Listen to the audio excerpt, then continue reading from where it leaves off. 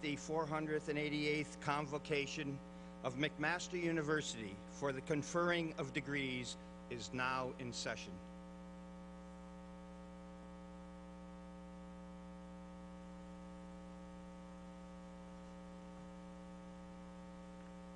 Good afternoon. Let me begin by welcoming everyone to take their seats. My name is Eileen Bush-Vishniak. I am the Provost and Vice President Academic of the University. This afternoon, I have the great pleasure of acting as your Master of Ceremonies and of welcoming you to Convocation. Before we begin our formal program, may I first ask that everyone in the hall switch off any electronic device that may ring, beep, buzz, play music, or do any such acoustic performance. Thank you. To begin our formal program, I call upon our Chancellor, Dr. Linton Wilson, to make some welcoming remarks.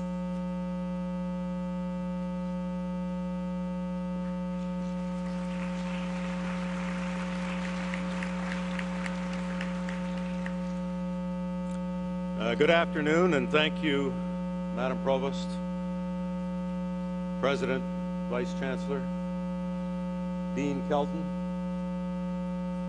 our honorary graduand, members of the platform party, graduands, ladies and gentlemen. A very warm welcome to this 488th Convocation of McMaster University. To those graduating, you've reached an important milestone, an exciting milestone in your lives. Many of you will begin careers, embarking on new journeys. Some of you will be continuing your education, training, or preparation for more advanced or specialized activities. To the parents, grandparents, family members, spouses, and friends here today, you may bask in reflected glory and take pride in the accomplishments being recognized in this convocation. To our faculty and staff, today marks tangible recognition of your efforts, particularly the successes of your students evident in this ceremony. I wish you all an enjoyable afternoon.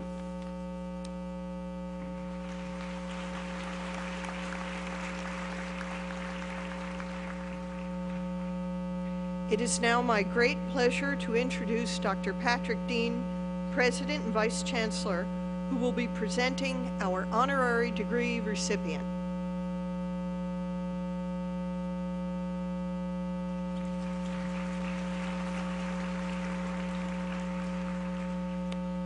Mr. Chancellor, by the authority of the Senate of McMaster University, I have the honor to present Jack Goldie.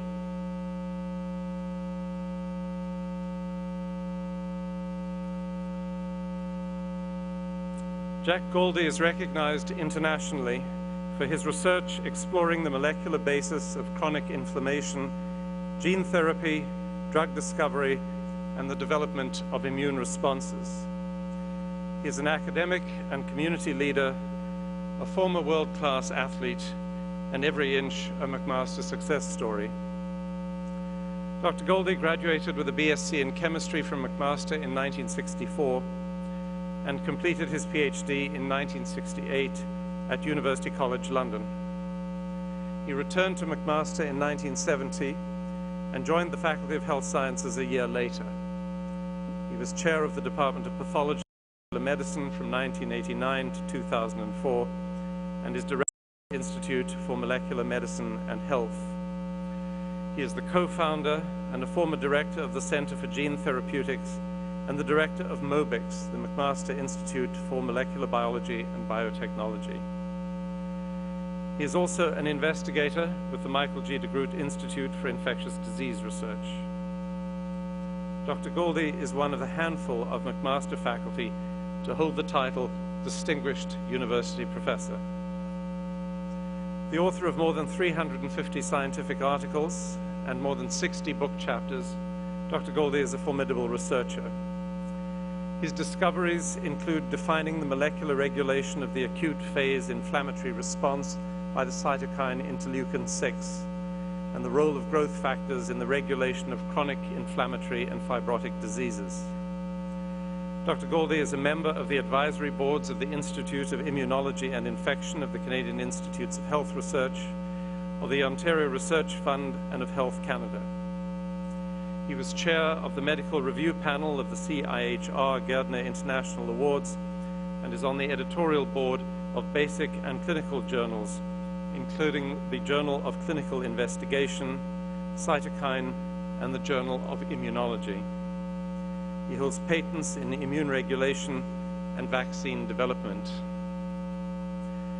Dr. Goldie has served on the scientific advisory boards of a number of corporations, including Vistagen Therapeutics, Inc., Pain Septor Pharma Corporation, Ventia Biotechnologies, Inc., Bellus Health, Inc., and MBVax Bioscience, Inc. Before Dr. Goldie earned his renown as a researcher, he was best known as an athlete.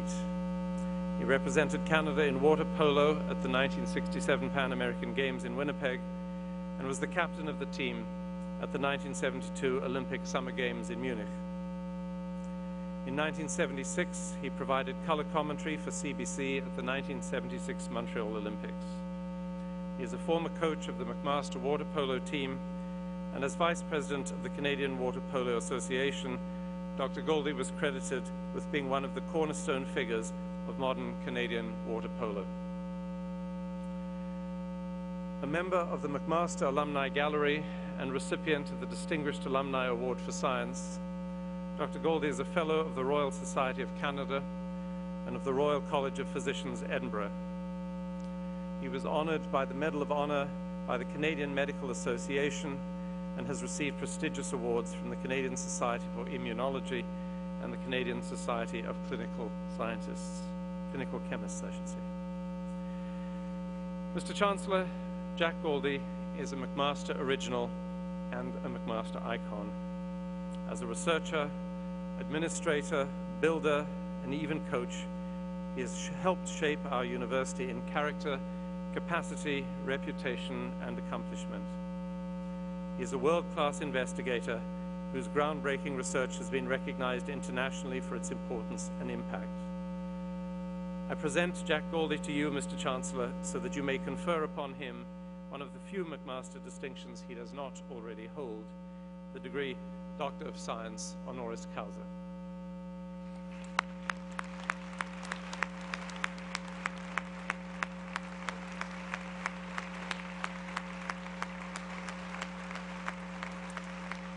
Jack Goldie, by the authority of McMaster University Senate, I have the great pleasure to confer upon you the degree Doctor of Science honoris causa in McMaster University with all the rights and privileges pertaining to that degree.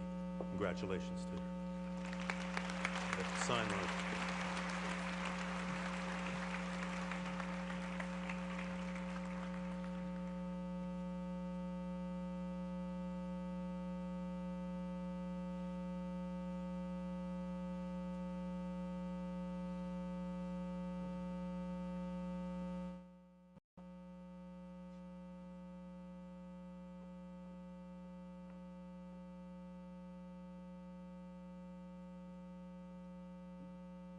Now, my great pleasure to call upon Dr. Goldie to deliver the convocation address. Dr. Goldie.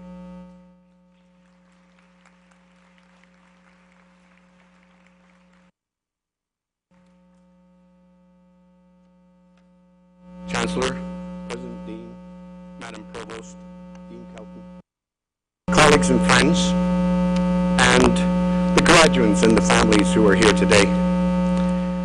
First, let me express my sincere appreciation and thanks for such a really wonderful honor. I'm both humbled and excited by this acknowledgement from an institution that I consider to be one of the very best in the entire world. Exactly 47 years ago, almost to the day, I sat where many of you graduands are right now, awaiting the receipt of my BSc degree in chemistry. But it wasn't in such a grand situation. It was held in the drill hall, which was the old gymnasium, which was behind the nuclear reactor. But I was excited. I was excited to actually be finished my term of residence at McMaster. But I must admit that I was as empty of the knowledge of what I was going to do next, as I suspect many of you are right today. It's not an easy thing to figure out when you should grow up, and I'm not sure that I've actually achieved it yet.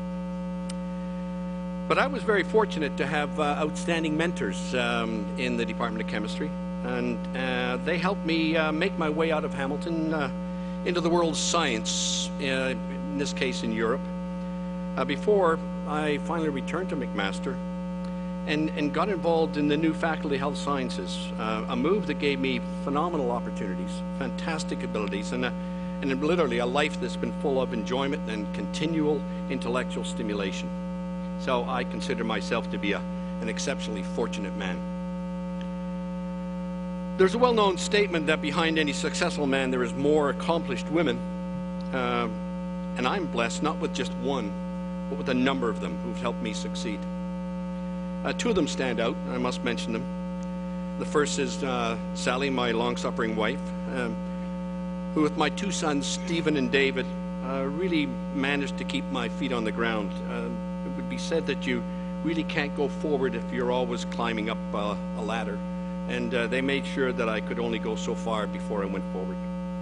My colleague, Joan Hickey, who acted as my memory, co-conspirator and counsel, and many more of individuals who helped me propel the research.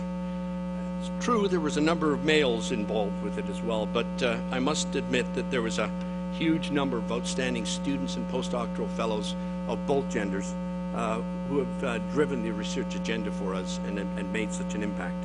And all of this at McMaster, which is the most exciting and successful health sciences development in the last century.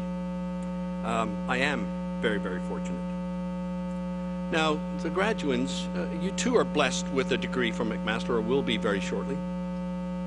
I can assure you that in your career and travels, you'll quickly realize that McMaster has a reputation for excellence and innovation that is international in scope, and it's only ourselves that actually realize that we punch above our weight as an institution. Life is about opportunities. It's opportunities that are offered and realized, or offered and missed. You've been given the tools to succeed, the membership of a pretty exclusive club, which is the alumnus of McMaster University and a graduate of the Faculty of Health Sciences. With their training, preparation, and cachet of innovation that comes with McMaster name, only you can really limit what you want to do. In other words, there are no limits, and you should realize that as rapidly as possible, so that indeed you become an unfortunate person. However, ambition, commitment, and effort will only succeed if the fourth ingredient is present, and I think this is a very important ingredient: the ability to enjoy yourself and have fun. I've always told my trainees that if it isn't fun to be there, don't come into the lab in the morning, because life is too short to waste it in unhappy circumstances. I know there are times every now and again when it can occur as a difficult time, but if you can do something with your education that leads to enjoyment in your day and continue the ongoing learning experience that you've been taught to maintain, then you will be imbued with this tremendous fortunate opportunity that you're being given. You should take great pride in this institution of McMaster. It's endowed with a reputation for excellence. It has an outstanding and forward-looking administration that supports innovation at all levels and provides you with an excellent education for you to apply and succeed in your life. And to you and your friends and family, may I say congratulations. we trust in the advice of the support of those who are close to us, our family and friends, and you keep that through your life. It's a very important component. And we can all be thankful that we can go forward in a country such as Canada, that's relatively an oasis of peace and sensibility in this world, in order to be able to succeed. And indeed, that makes us all very fortunate people. And I think we realize that, and we should work on that, and you should succeed with that in mind. And I thank you for your attention.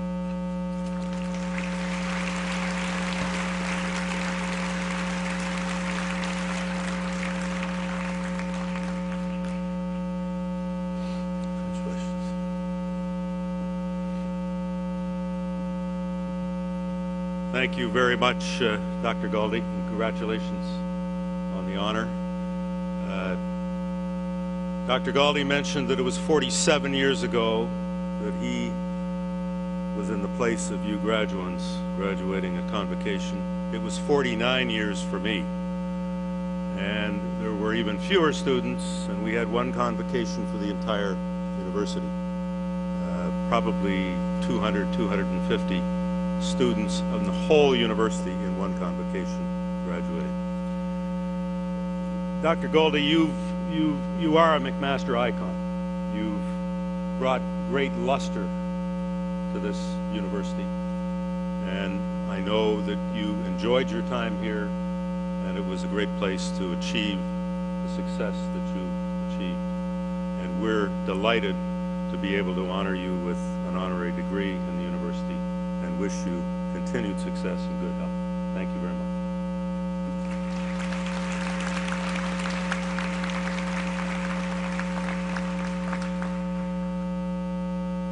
Ladies and gentlemen, we now enter that portion of the program which will be considered a climax for many of you. It is the conferral of degrees on all of the graduands. I invite Dr. Patrick Dean to come forward and present the graduands to our Chancellor for admission to their degree.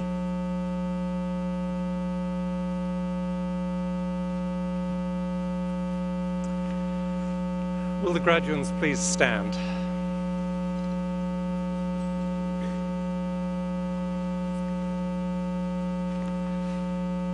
Mr. Chancellor, on behalf of McMaster University Senate, I present to you these candidates in order that you may confer the appropriate degrees and diplomas upon them, and I bear witness that they are worthy and suitable.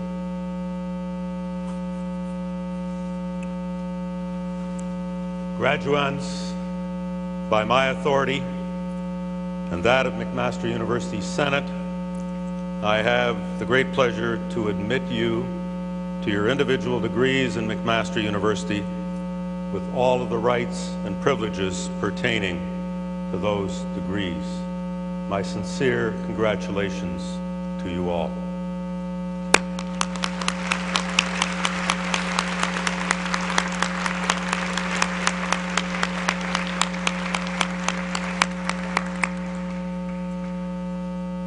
Mr. Chancellor, on behalf of McMaster University Senate, may I also request that you confer the appropriate degrees in absentia upon all those candidates who have successfully completed the required course of study but who are not present. I declare all these degrees conferred in absentia. Graduates, I now ask each of you to join me on stage so that the Chancellor and I may welcome you to the McMaster community of scholars.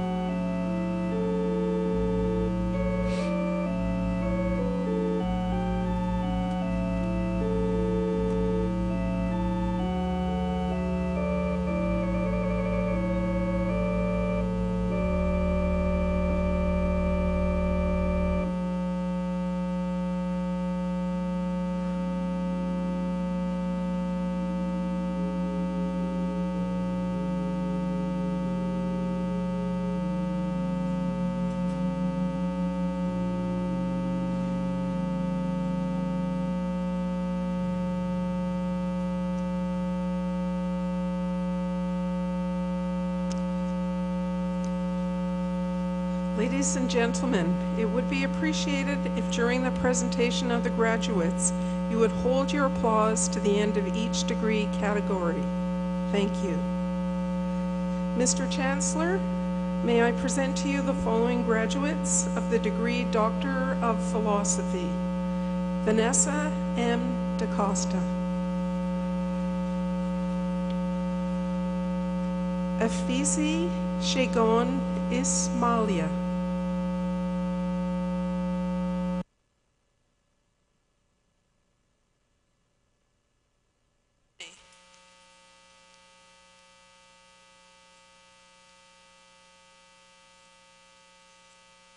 Jennifer Dorothy Bassett.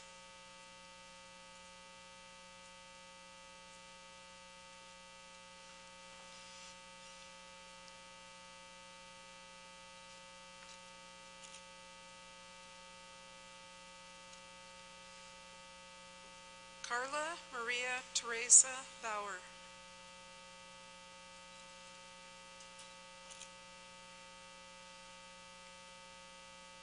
Lillian Dubley.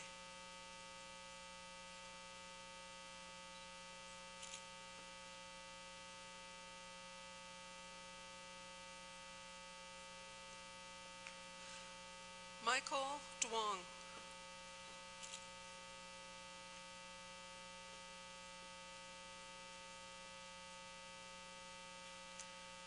Marcus Mohan Manocha.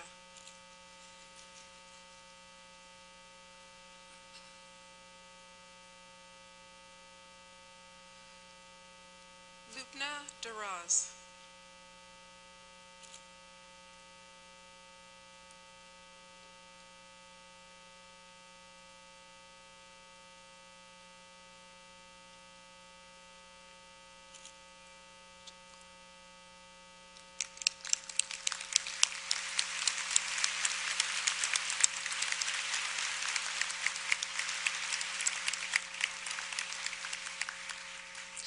Mr. Chancellor, may I present to you the following graduates of the degree Master of Science.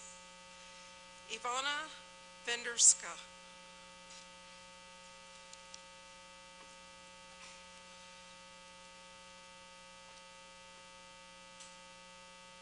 Mohammed Asher Afa.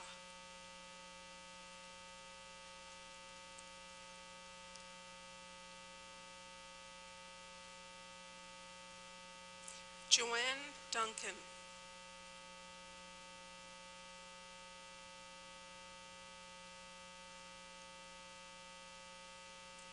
Lee Ann Gillespie.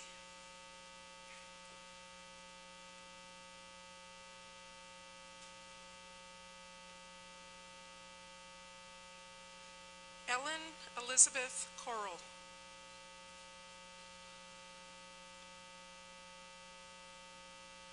Melissa Joy Parker.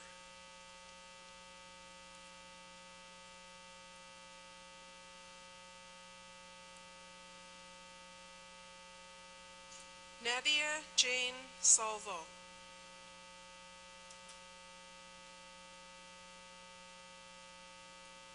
Justina Costandi.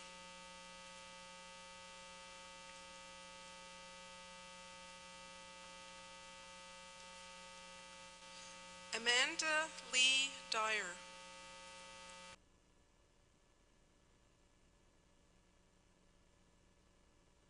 Fabian Sablik.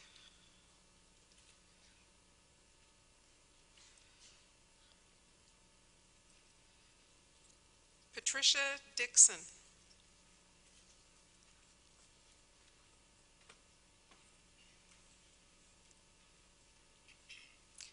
Nancy Karen Greaves.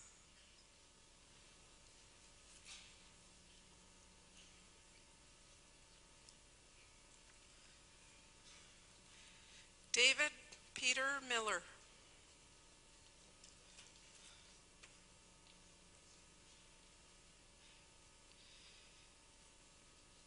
Niyati Shah.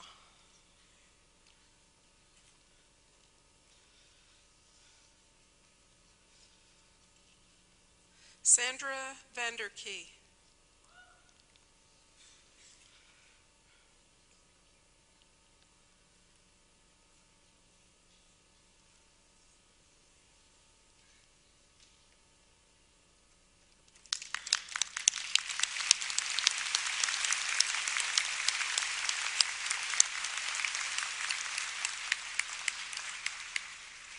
Mr. Chancellor, may I present to you the following graduate of the degree Master of Science Occupational Therapy, Diana Sowling Falk.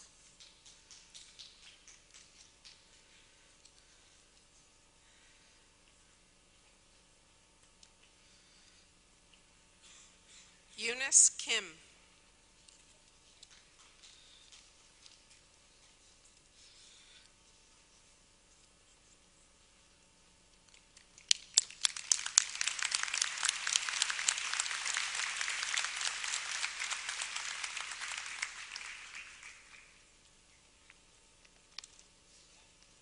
Mr. Chancellor, may I present to you the following graduates of the degree Doctor of Medicine.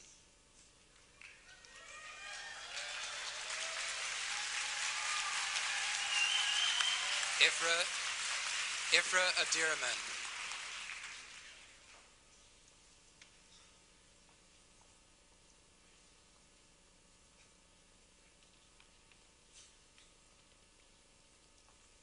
Tuba Aksoy.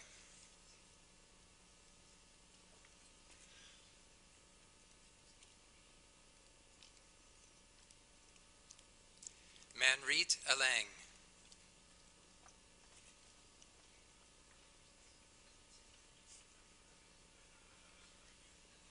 Lindsay Alston.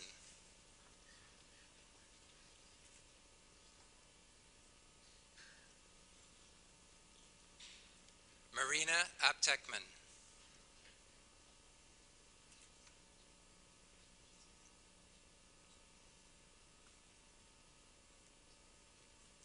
Taryn Romy Aronson.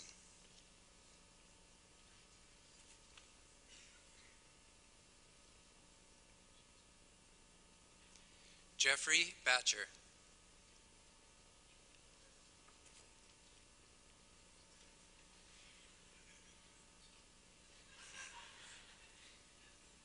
Manpratap Singh Baul.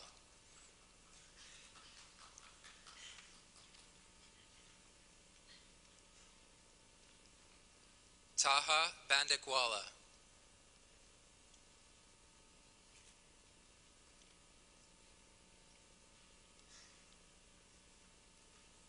Robert Berenetsky.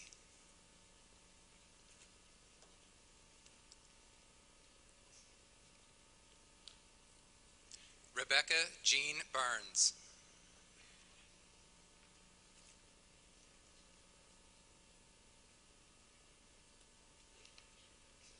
Simran Singh Basi.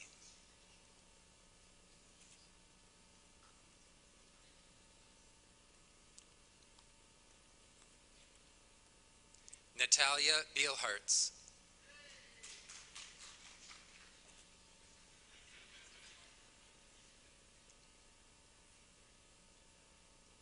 Paul Victor Benassi.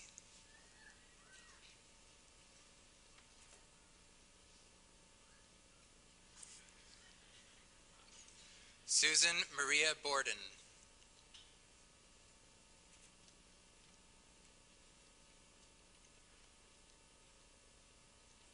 Kaylin Campbell.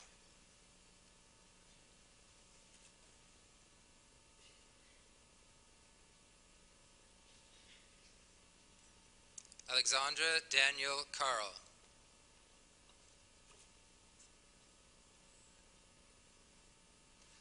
Alice Hoi Yan Chan.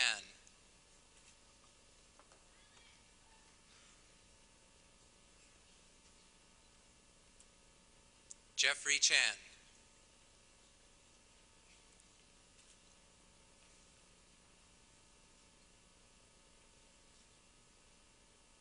Joan Mackenzie Chan.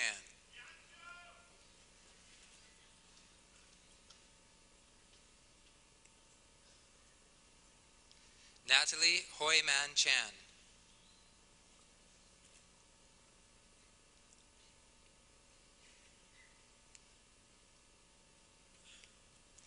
Tiffany Chan.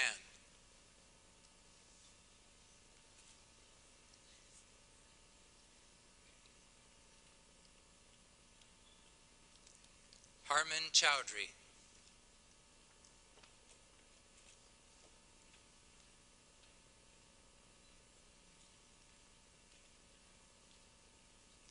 Jayla Chen.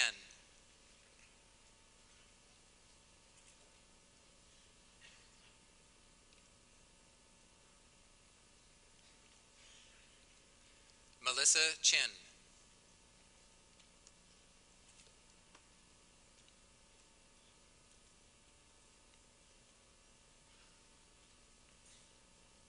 Jacqueline Wing Moon Chow.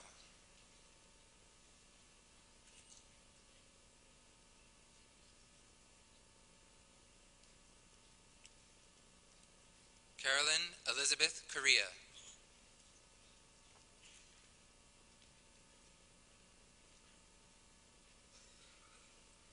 Allison Crombeen.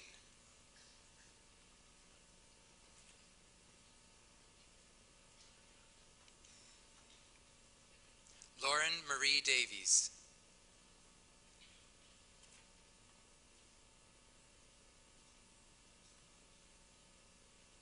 Lauren Denboer.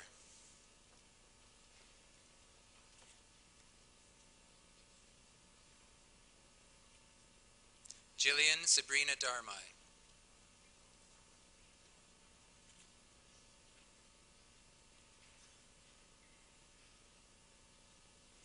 Angie Dion.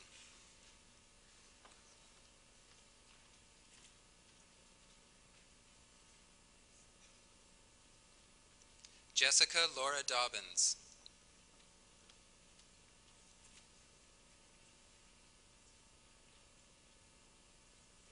Nahid Dasani.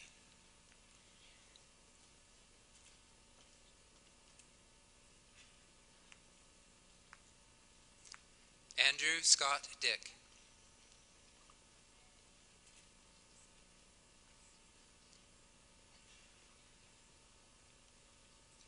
Jenna Catherine Dowhanyuk.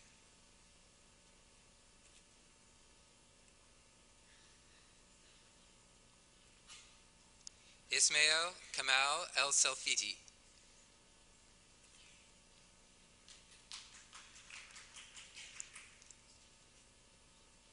Lindsay Rain Evans.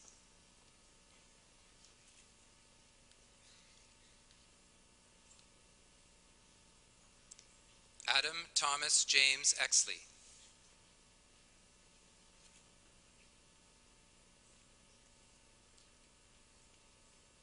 Noah Farber.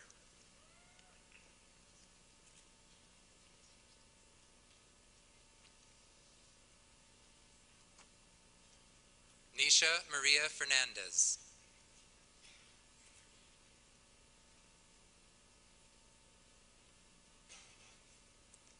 Alana Fitzgerald Husick.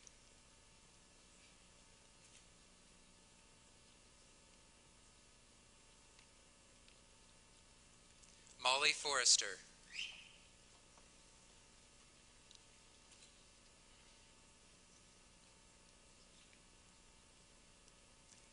Jacqueline Gilbert.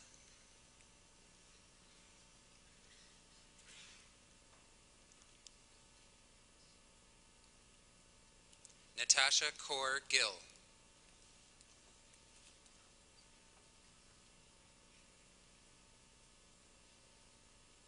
Alana Jennifer Golden.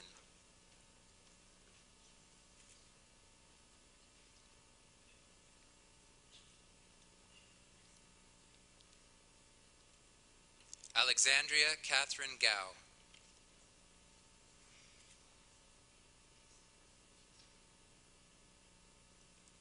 Jacqueline Hortense Green.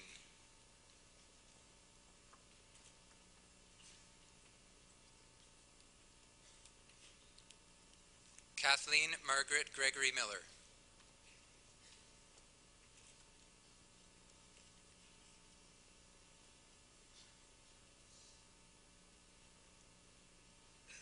Miriam Gerges.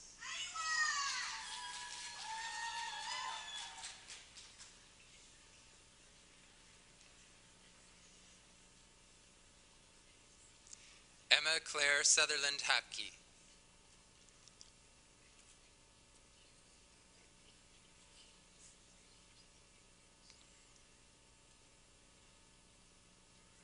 David Allen Haywood.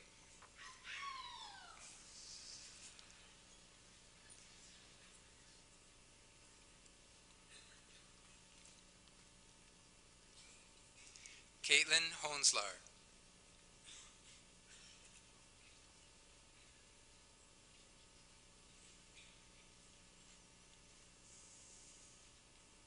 Oliver Edwin Holmes.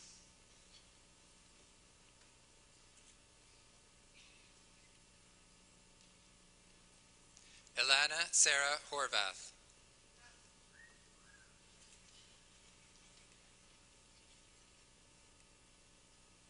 Joanne Margaret Howie.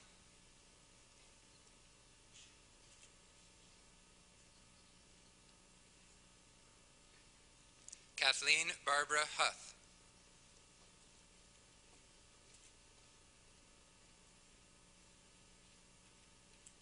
Anusha Jahagadar.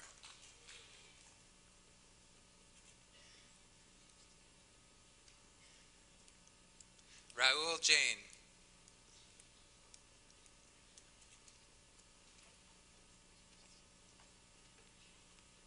Rebecca Ann Jarvis.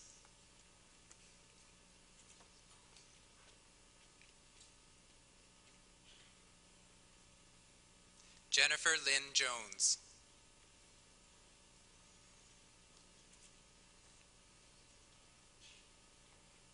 Paul Jones.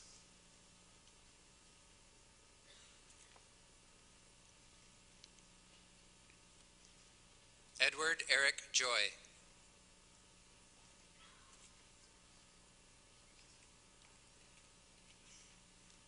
Brittany Bernadette Julian.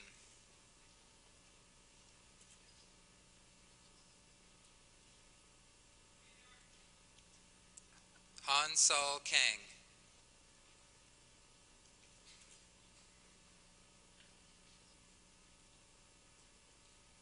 Pamela Kappend.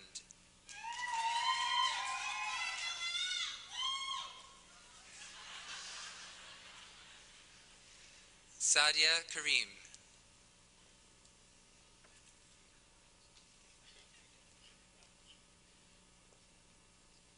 Miriam Leah Catesman.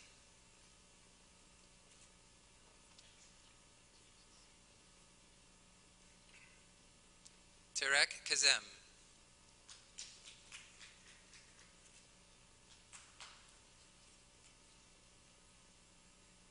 Christine King.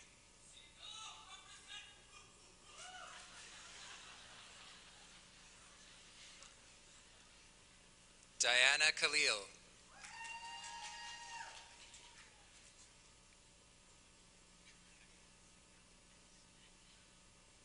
James Kahn.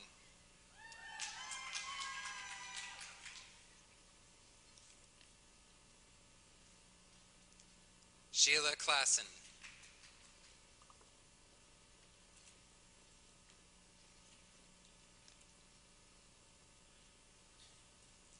Sean Klein.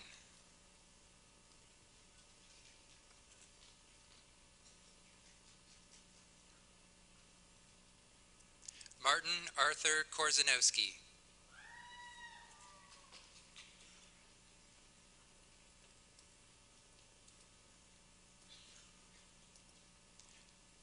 Marcin Kowalczuk.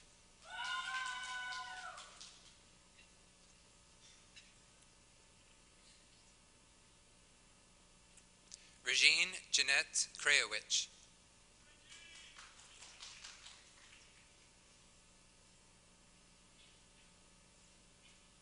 Anil Kurian.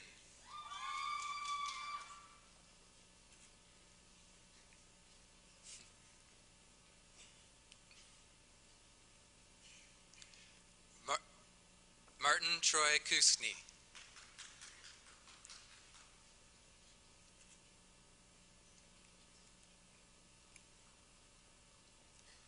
Morgan Margaret Krutkowski.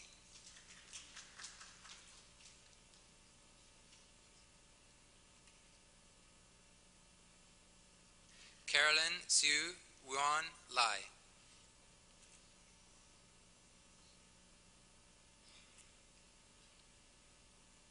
Leslie Ray Lapalainen.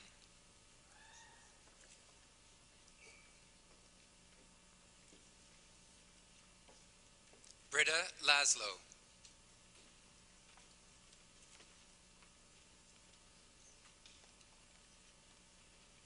Yu Kit Lee.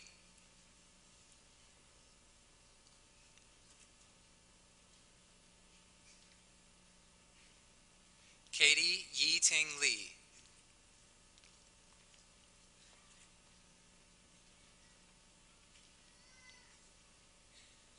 Helena Liu.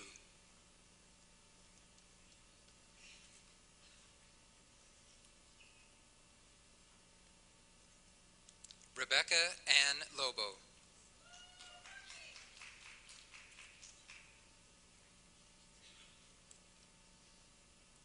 Lucy Liu.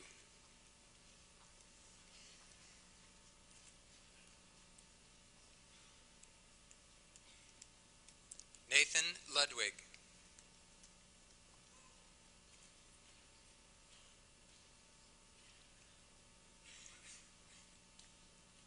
Jonathan David Marhong.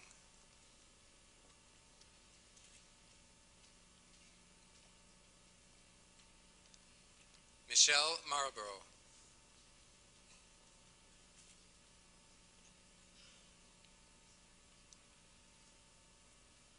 Nicholas Matlevich.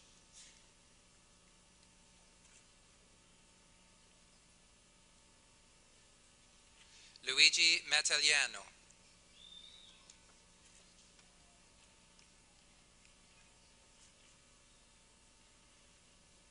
Afshin Mazar.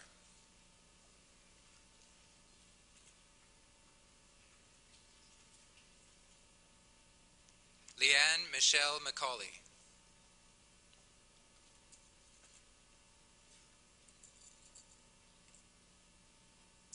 Lindsay Marie McCauley.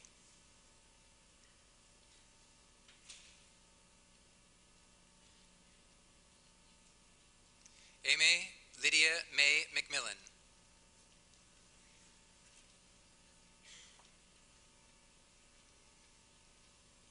Chase Everett McMurrin.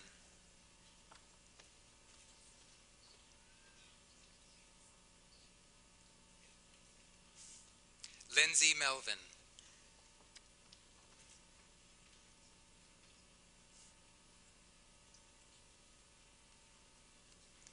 Alexander Merritt.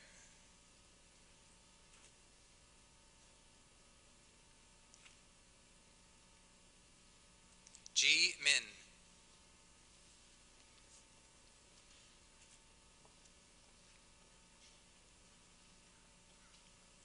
Jonah Mizau.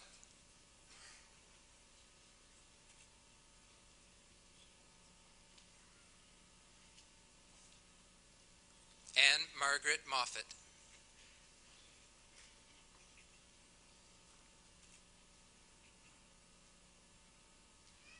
Philip Mock.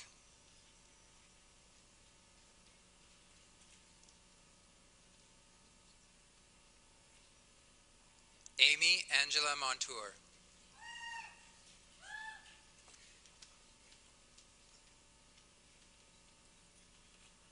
Topher Morris.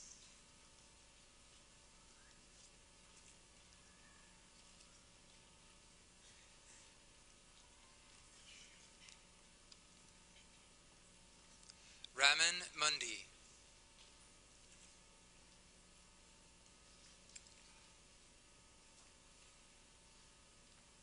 Nancy Nashid.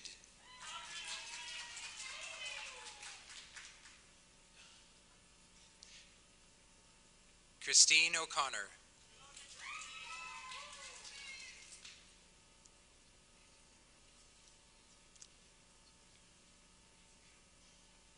Lauren Grace O'Malley.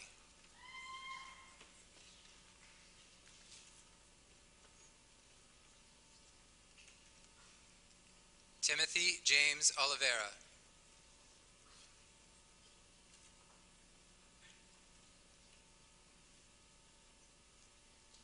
Richard Oosthuizen.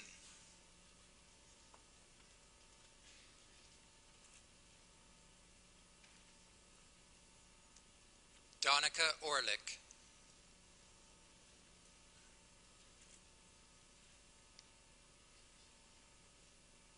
Serena Laura Orr.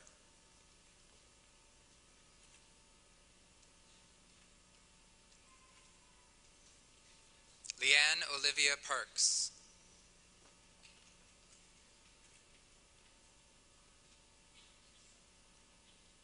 Elena Parvez.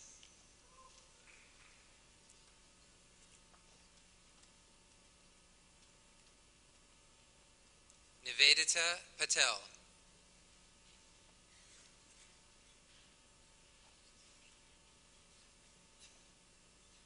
Jeffrey Pelkowitz.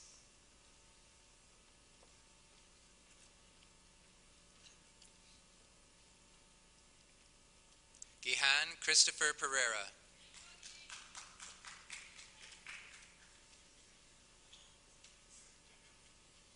Stephen Michael Pettis.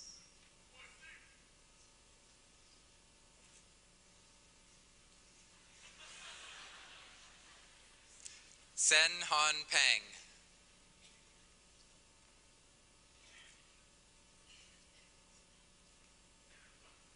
Eugenia Poon.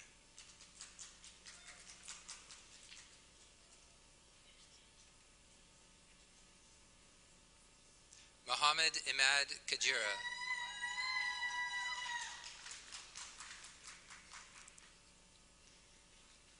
Inanya Raghavan.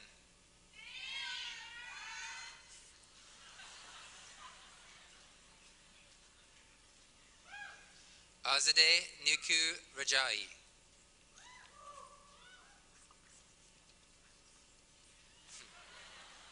Praveen Kashava Rayar.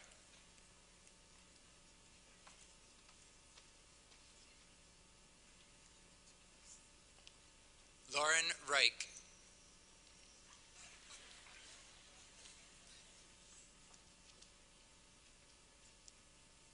Christopher Matthew Richards Bentley.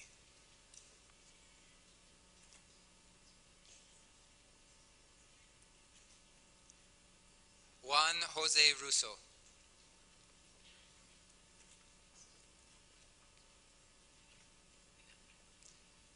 Jennifer Elizabeth Rycroft.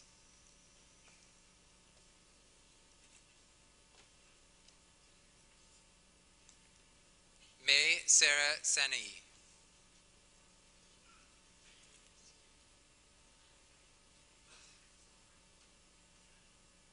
Ilya Shomor.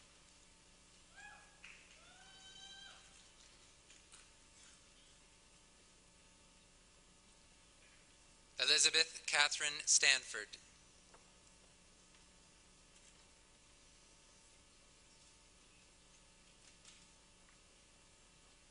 Tanya Adrian Robin Stone.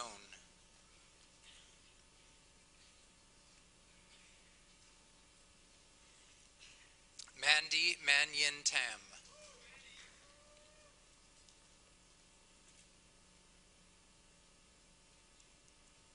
Lee Yin Tan.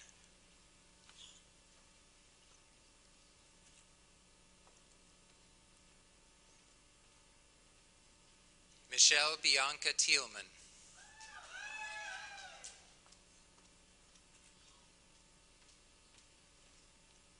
Karen Emma Thomas.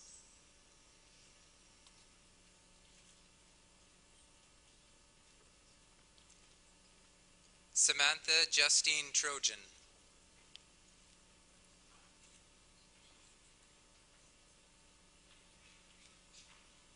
Vanessa Lynn Versteeg.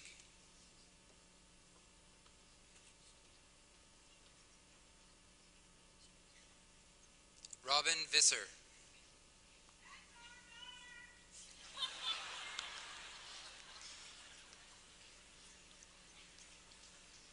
Joshua Nathaniel Elliott Wald.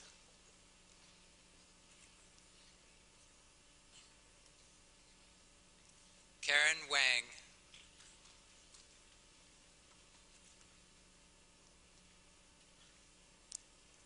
Cassandra Wenzik.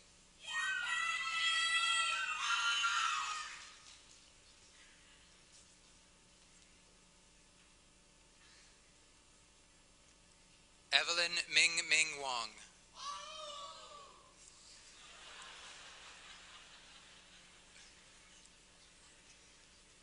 Alyssa Wong.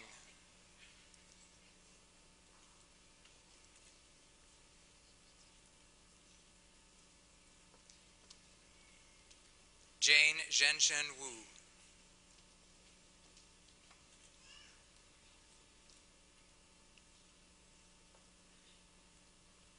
Lin Yang.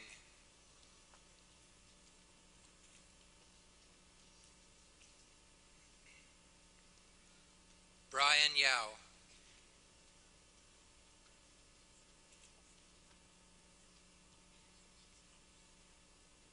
Maria York.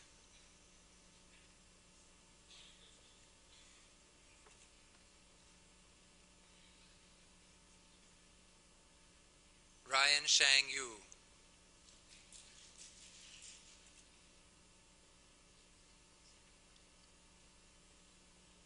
Zhou Yu.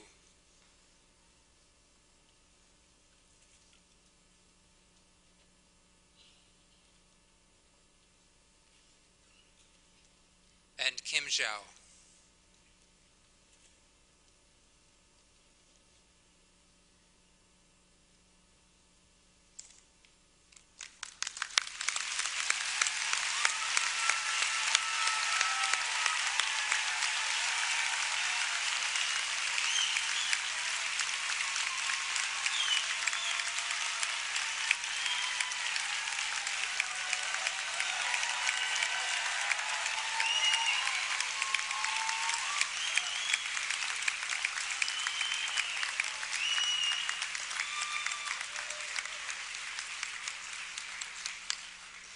Mr. Chancellor, may I present to you the following graduates of the degree Bachelor of Health Sciences, Midwifery.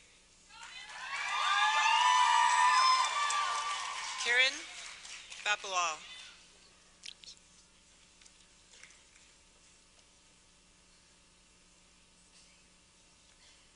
Erin Jean Calder.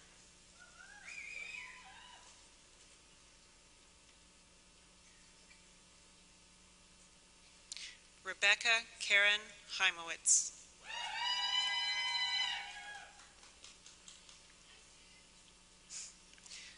Lori Ann Cheng.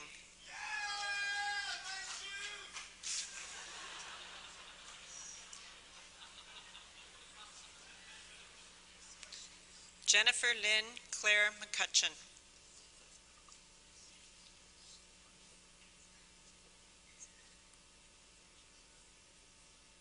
Colleen Janice Crawford.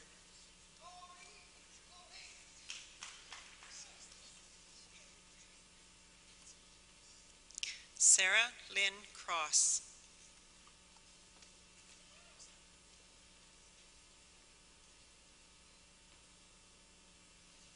Jennifer Tracy DeGuire.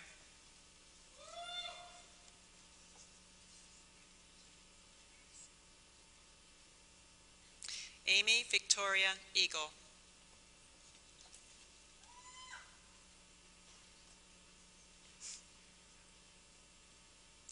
Megan Furnival.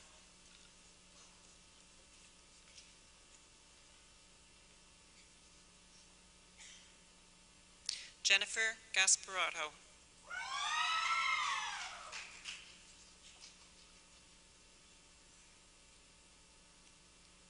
Janice Harold.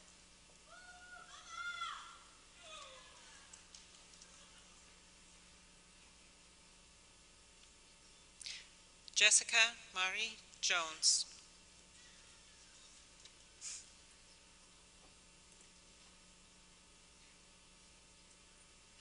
Jenna Lee Manny.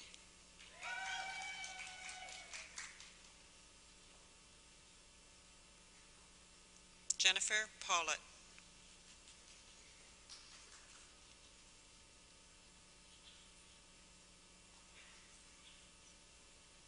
Karis Elizabeth Daphne Ryan.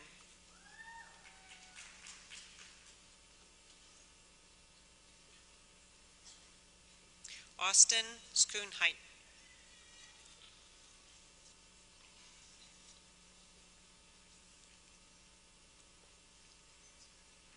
Brandy Wasluck.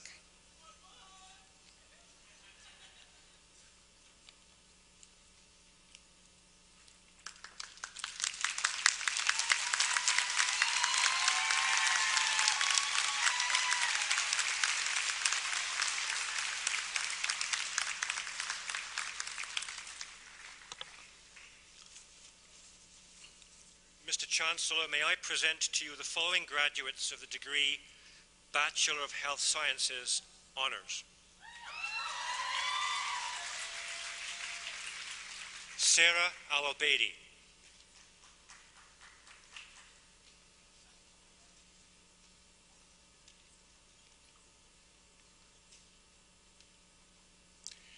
Anthony James Albina.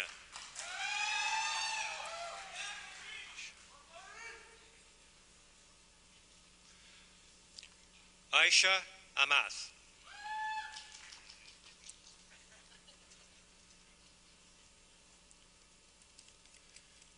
Karen Bamberger.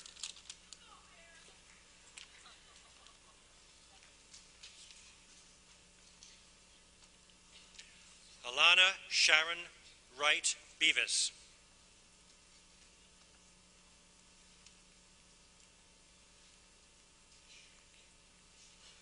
Thomas Graham Bergstra.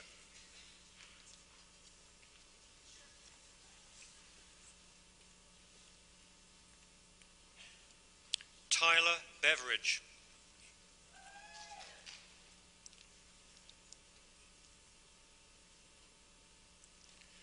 Al-Yahan Bimji.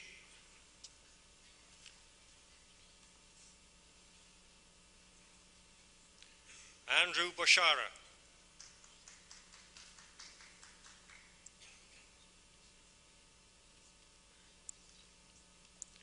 Samantha Elizabeth Buttimer.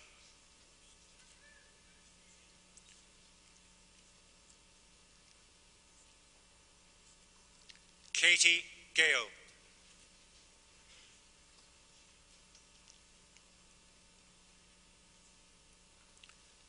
Danielle Cascioli.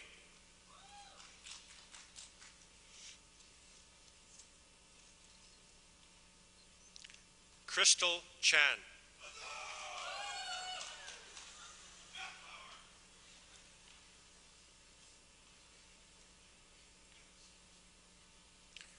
Lucy Chen.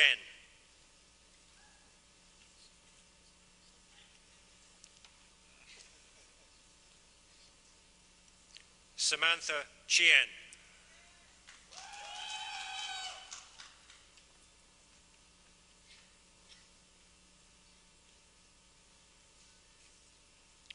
Michael Ching.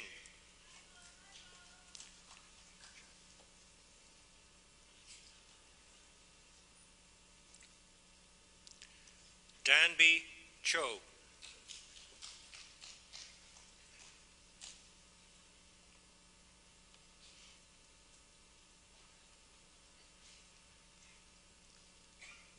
Angela Chu.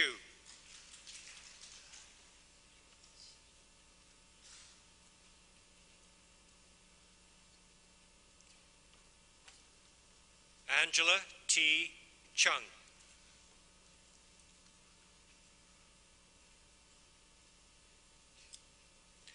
Leah D'Souza.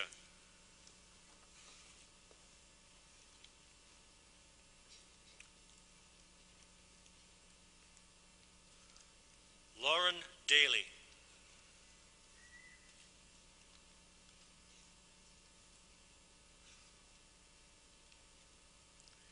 Sarah Donaldson.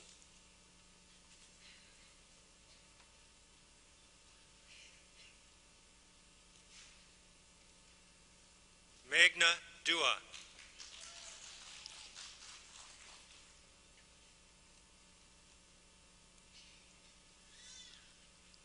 Sung Jun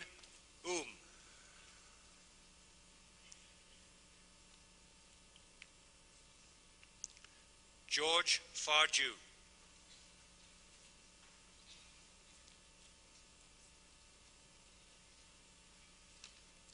Sarah Lynn Farr.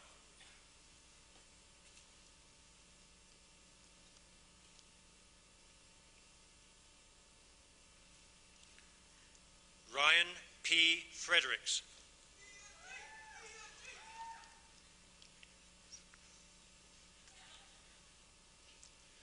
Lauren Lydia Fructa.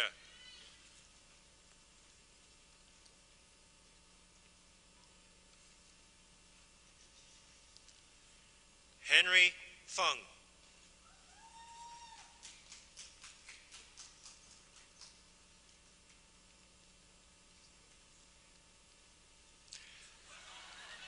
Alessia Lucia Gallipoli.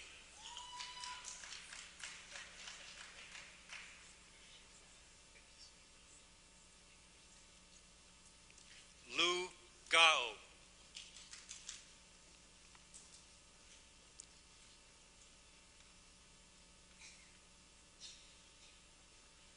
Rubita Kaur Gill.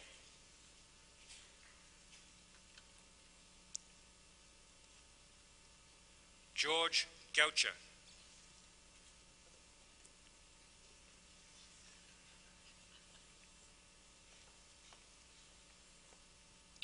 Namin Haider.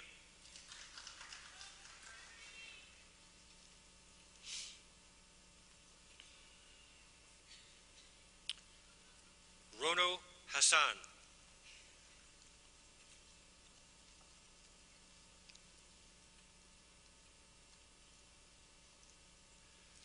Nizar Mohammed Hassan.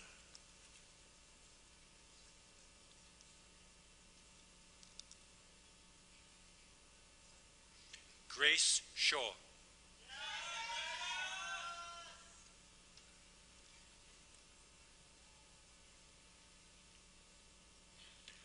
Lauren Ming Ai Wang Shaw.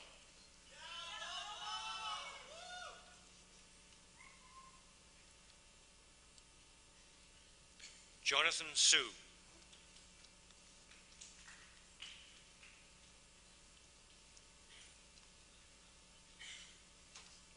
Tracy In.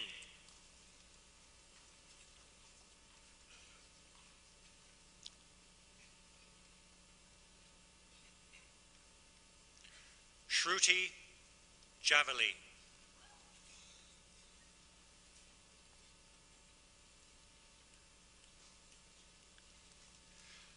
Alex Zhang.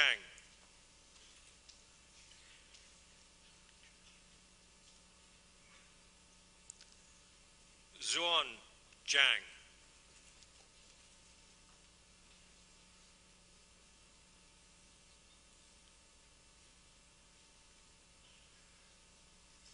Sonika Kent.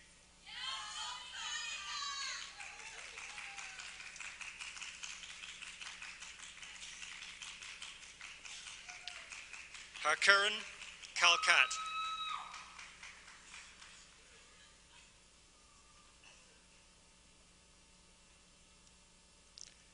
Denise Cam.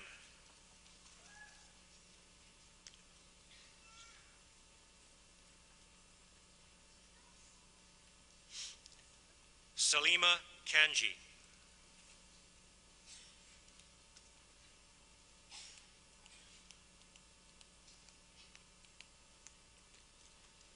Amar Karula.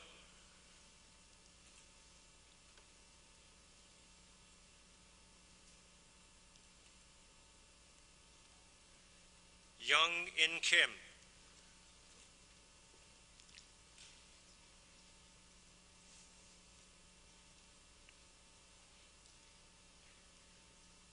Christina Klassen.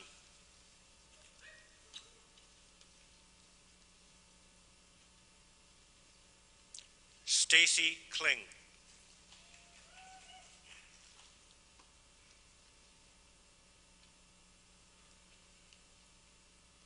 Elaine Lau.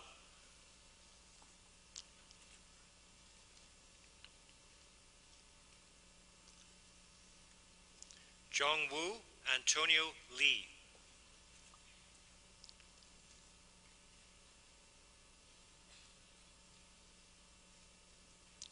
Lin Sheng Lee.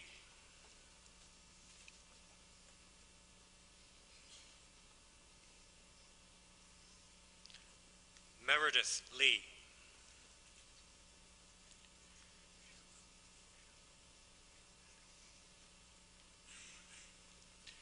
Xiaoko Lee.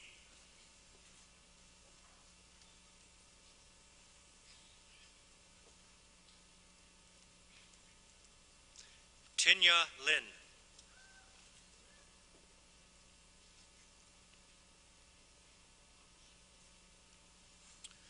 Cheryl Liu.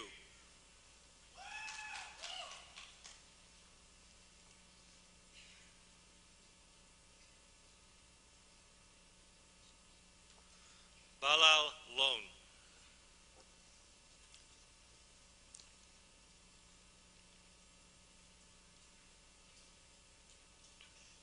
Iris C.Y. Louis.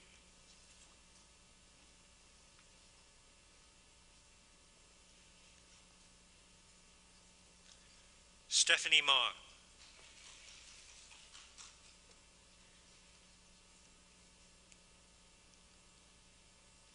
Laura MacDonald.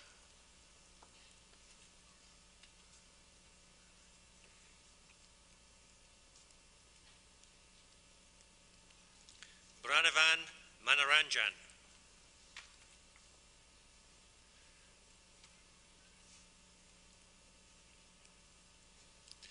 Jeanette Marie McGew.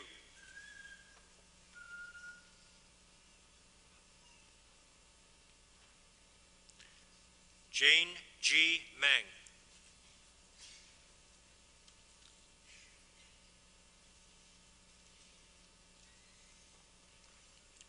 Cynthia Min.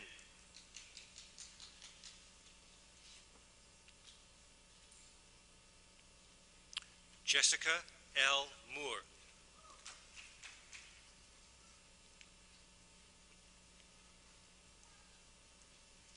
Dasha Moza.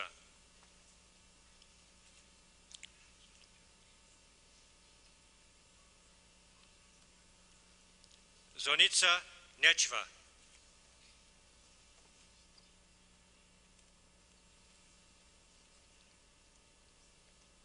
Wilson Nye.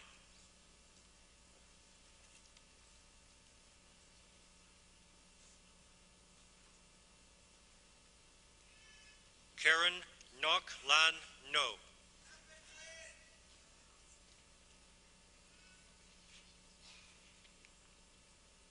Sam Nia.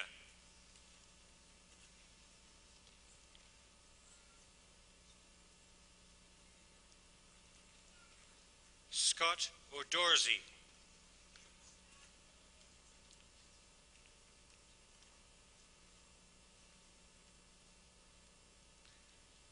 Andrew O.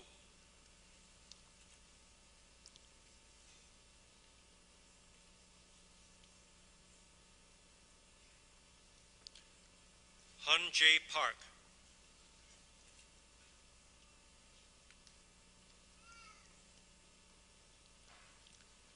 Beverly Erin Preter.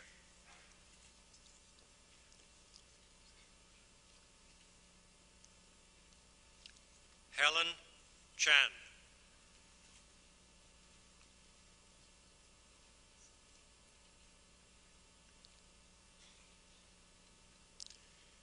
Ajit Singh Rai.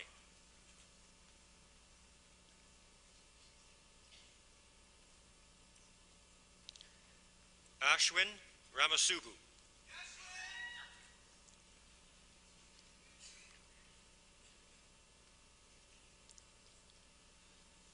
Aliyah Ramjon.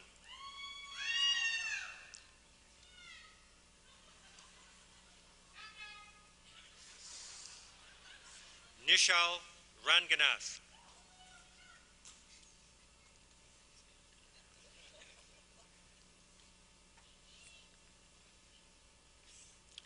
Lavanya Ravichandran.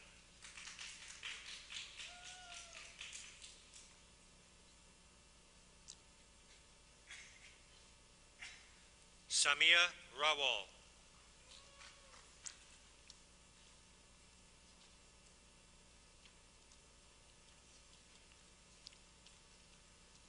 Safa Rizwan.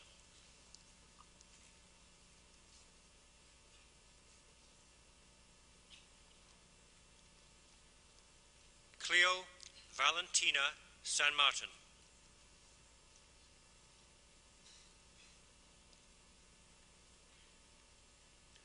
Stephanie Savoy.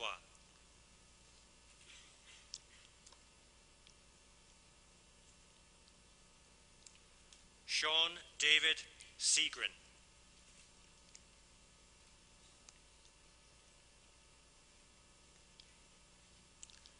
Karina Shalvarjan.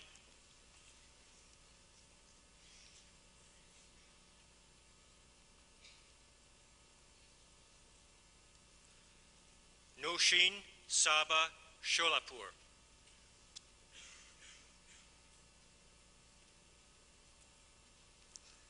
Joshua Smalley.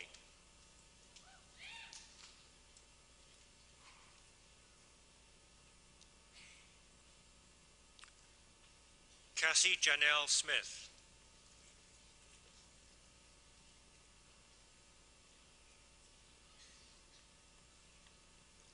Rachel Elizabeth Snadero.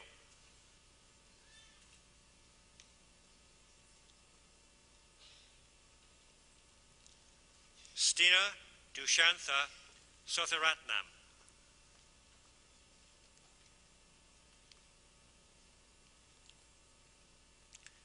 Daniela Stebano.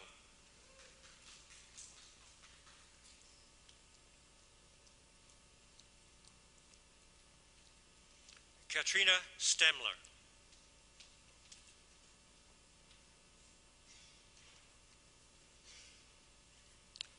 Caitlin Elizabeth Stephen.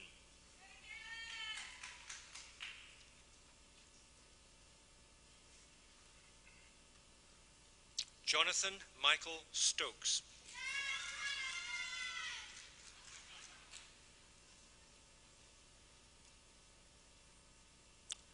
Teresa Tiffany Tang.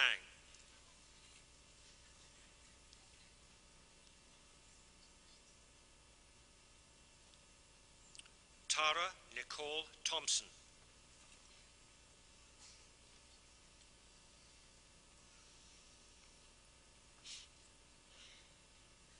Carolyn Ann Travers.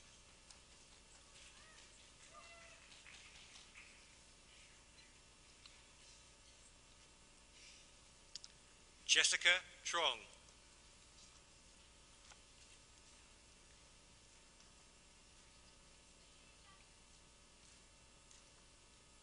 Nicole Lynn Walter.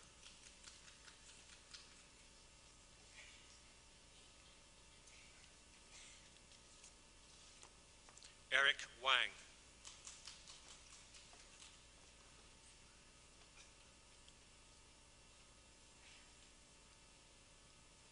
Lila Wang.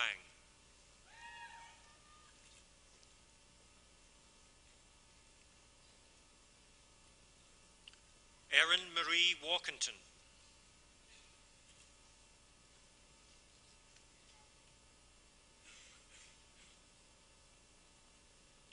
Darren Matthew Weaver.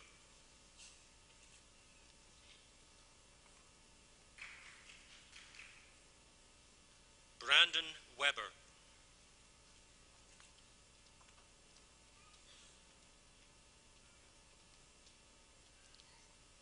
Stephen Wong.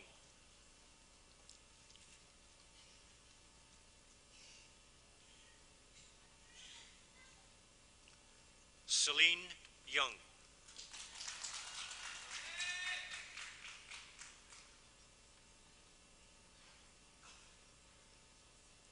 Monica Yu.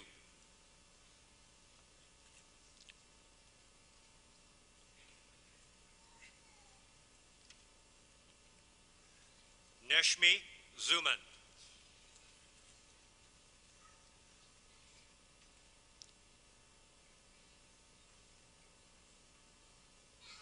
Wasifa Zarin.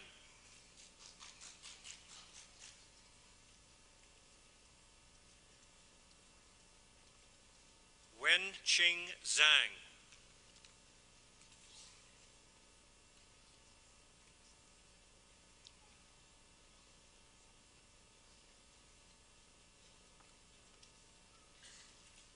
Bo Zhang.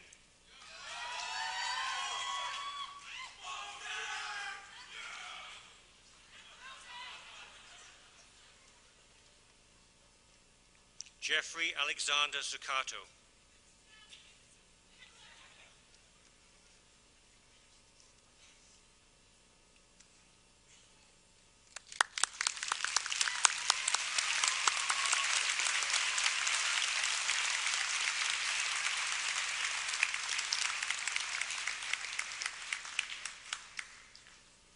Chancellor, may I present to you the following graduates of the degree Bachelor of Health Sciences. Erin In.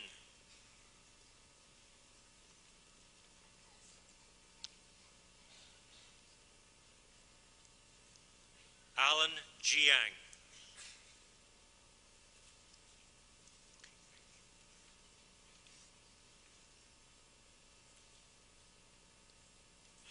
Michael James Ricci.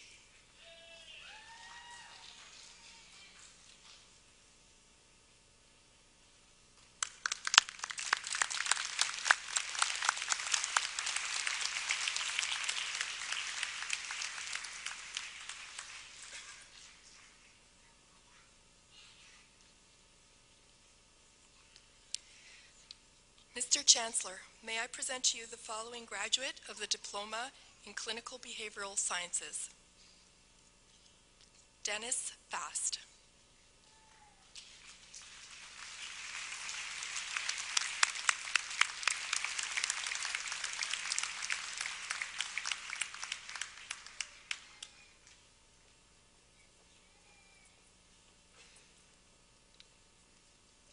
Mr. Chancellor, may I present to you the following graduates of the Diploma in Child Life Studies.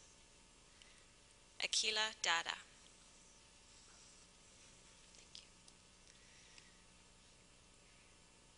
Katrina Beth DeRoche.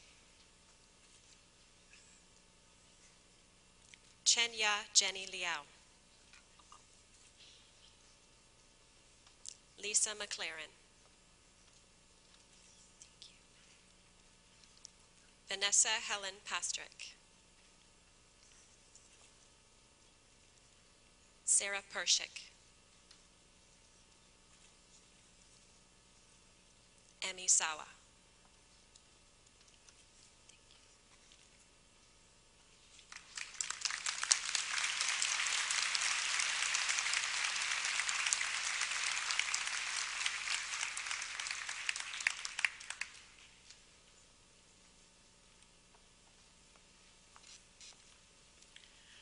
Ladies and gentlemen, I would now like to introduce you to Ms. Jessica Jones, a graduate of the Bachelor of Health Sciences Midwifery program, who will be delivering the valedictory address.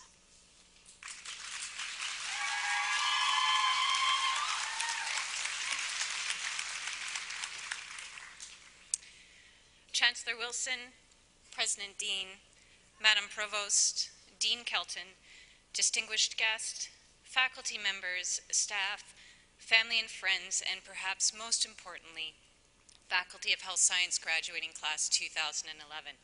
Thank you for the honor of speaking to you here today as valedictorian.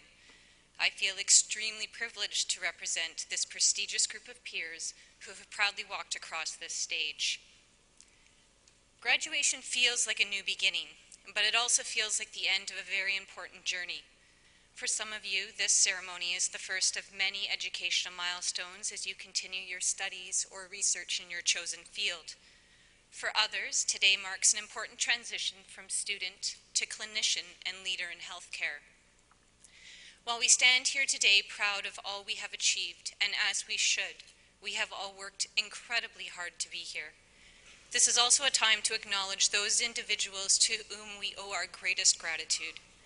Those faculty, mentors, family, and friends whose unwavering support these past years has been the inspiration for our success. We would not have been able to make this journey without you, and for that we offer our deepest and most heartfelt thanks. I am often asked to comment on my years here at McMaster, to identify what I would consider to be the most defining moment of my academic and clinical experience. While I can count any number of events during the past 4 years that have shaped my professional development, I believe the most defining of these was the moment when I realized that I was, without doubt, a midwife. The point at which I ceased to see myself as a student going through a series of carefully supervised learning objectives, but was in fact a capable clinician practicing within my chosen field. What an incredible sense of accomplishment, and what greater gift can a teacher give a student than the ability for her to confidently stand on her own 2 feet. And so it is, as a midwife, that I stand here before you today. While Convocation is a time to reflect on past accomplishments, the challenges and achievements of these past number of years, it is also a time to consider our responsibilities to the future. This is not my first degree, nor is midwifery my first career. As a lifelong learner, education has proven to me to be an avenue of change, a means to understand how best to give back in a world that deprives so many. I am continually challenged to reflect on how I can best contribute to the overwhelming needs of others within our local and larger global community. As university graduates, we are a privileged group of individuals. Only a small minority of North Americans ever reach this level of academic achievement. And while we should be proud of our accomplishments, we must also acknowledge the great responsibility that comes with it. We would be naive to think that the hard work is behind us, that the next step of our journey will not be just as challenging as our years here at McMaster have been. McMaster University has a proud history of graduates who have made outstanding achievements within their chosen fields of study and practice. Those of us who have walked across this stage today will be no different. Our education at McMaster has prepared us to become the leaders of tomorrow. We have been inspired to move beyond the traditional boundaries of our professions in order to create a better community, a better nation, a better world. But the ability to make real and lasting change is more than just the right education, the right position, or the right skills. It requires an incredible passion for our work, a desire to connect with others on a deeply personal level, and a dedication to a life in service of others. Commitment to improving the lives of others does not come without the hard work and dedication we have all demonstrated in order to achieve our place on this stage today. There will be challenges ahead, but there will also be great reward as we recognize our enormous potential to create positive change in the communities we choose to serve. But let us not forget that today is a day of celebration, for how often does one get the opportunity to be publicly recognized in such a forum for their achievements? We should be incredibly proud of ourselves and one another. And as we prepare to take this next step in our journey, we are reminded of just how far we've come to be here and are thankful to those who have supported us along the way. We take with us an understanding of the profound responsibility of our chosen professions, a commitment to a life in service of others, and the unlimited potential of our abilities. We are tomorrow's leaders today. Thank you.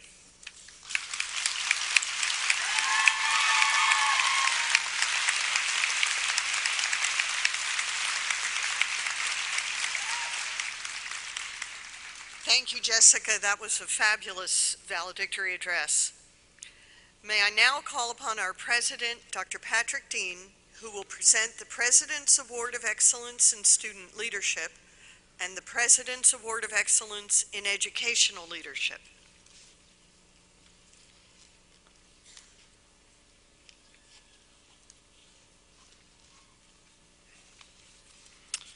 Would Joshua Smalley please come onto the platform?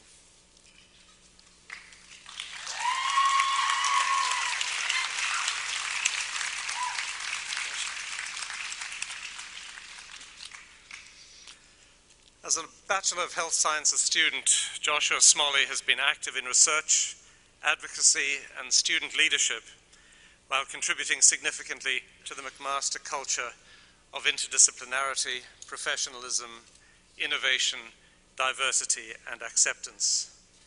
Joshua has been an active member of the Interprofessional Student Club, serving first as a program representative, then as the events coordinator, and finally as co-chair. He was the founding co-chair of both the McMaster Medical Humanities Club, an initiative designed to connect the arts and the health sciences, and the Student Initiative on Gender and Health Transformation, or SIGHT, an interdisciplinary student group that produced a groundbreaking film project and provides input on gender and health education issues.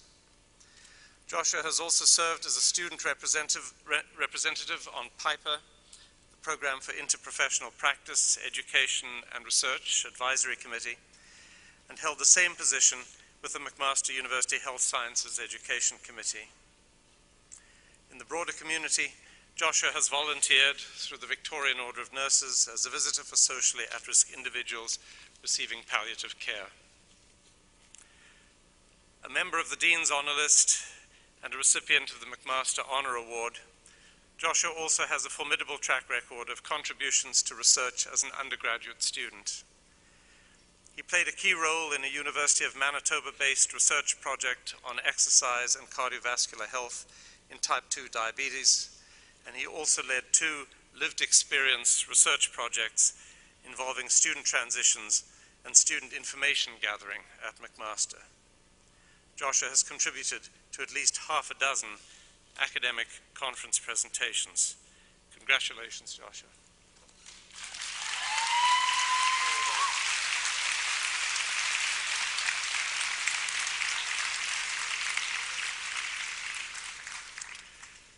Now, I wonder if Dr. Karen Finley would join me on the platform here.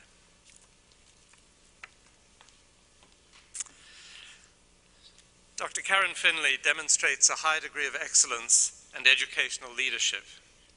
She is recognized locally, nationally, and internationally to have created a genuine center of excellence in teaching and learning within the field of radiology at McMaster University.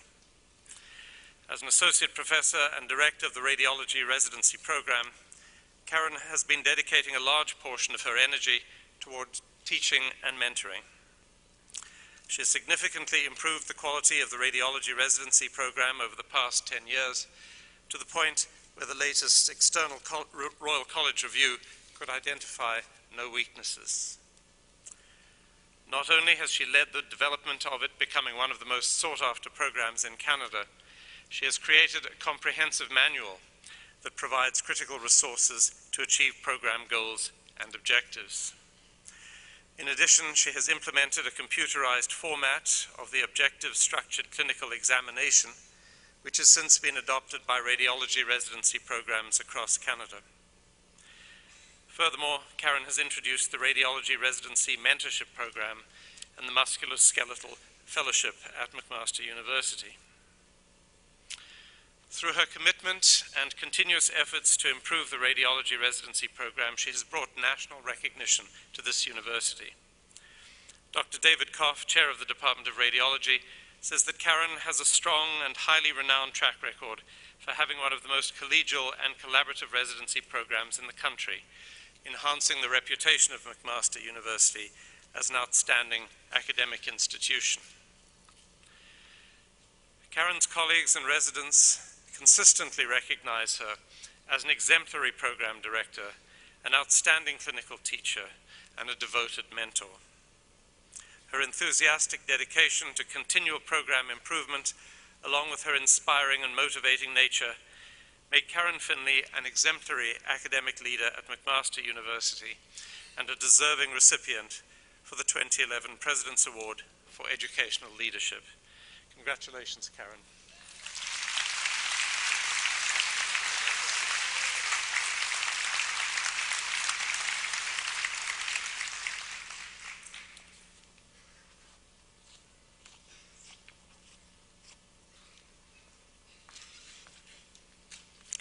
Now I invite Dr. John Kelton, Vice President and Dean of the Faculty of Health Sciences, to deliver his address.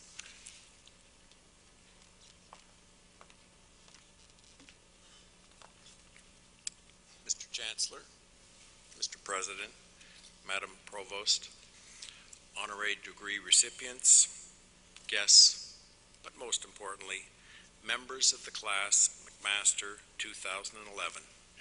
Graduates. Graduates, there'll be memorable days in your life. Days that will shine like beads on the thin lifetime strand of a necklace that is each of our lives. There will be days like this one, days that shine like jewels in their celebration for the triumph of your accomplishments. But there will be other days you'd rather not recall. Some moments of your lives will sting with regret, with the feeling that Janis Joplin captured at the time of my own graduation. Joplin sang, "I'd trade all of my tomorrows for a single yesterday." About 2 weeks ago, or maybe not, maybe it was 6 months ago, or 15 years. It's the first thing in the morning. I start my car, I drive through Dundas, into Hamilton, park at McMaster. I open the car door, walk to the elevator. I can't recall the details of how I got there, but I'm there. Neurobiologists are starting to understand how complex tasks can be rendered within the unconsciousness. It begins in the frontal lobe, then the hippocampus, with signals routed through the amygdala back to the frontal lobe. The neuroimpulses travel through complicated pathways, smoothed by neuroplasticity, enabled by repetition. Millions of neuronal cells, thousands of times, polarized, depolarized, calcium channels, open and close. I'm aware, but not. Stopping at traffic lights, turning what I should turn, arriving. Scientists tell us that sometimes complex voluntary activities take perhaps 50 repetitions for the neural circuits to become clarified, with each progression moving from conscious and aware to unconscious and rote, to pattern, to routine. And with that, I rode the elevator to my office to begin another day. It's said that durable memories like today make up less than 10% of all events in our lives. The other 90%, a long, empty string that runs from day to day. But along that strand of mostly empty memories are a few beads of complex, recognizable, recallable action and events, often with an emotive overtone. Beads like today. Graduates, I wish for you exciting careers, but your careers, no matter how exciting, no matter how fulfilling, no matter how adventuresome, will at some point surrender to routine. The plasticity of your work will lock down the autonomic pathways of a repetitious existence. Maybe not for every action, maybe not for every day, but it happens, it carries a cost. About 2 weeks ago, preparing for today, I watched the movie Groundhog Day. Again, for the 10th time, not yet 50th. Every morning, 6 a.m. sharp, the alarm goes off. Bill Murray, the weatherman, wakes up to the trap of the same inescapable day, a silly film, yet profound.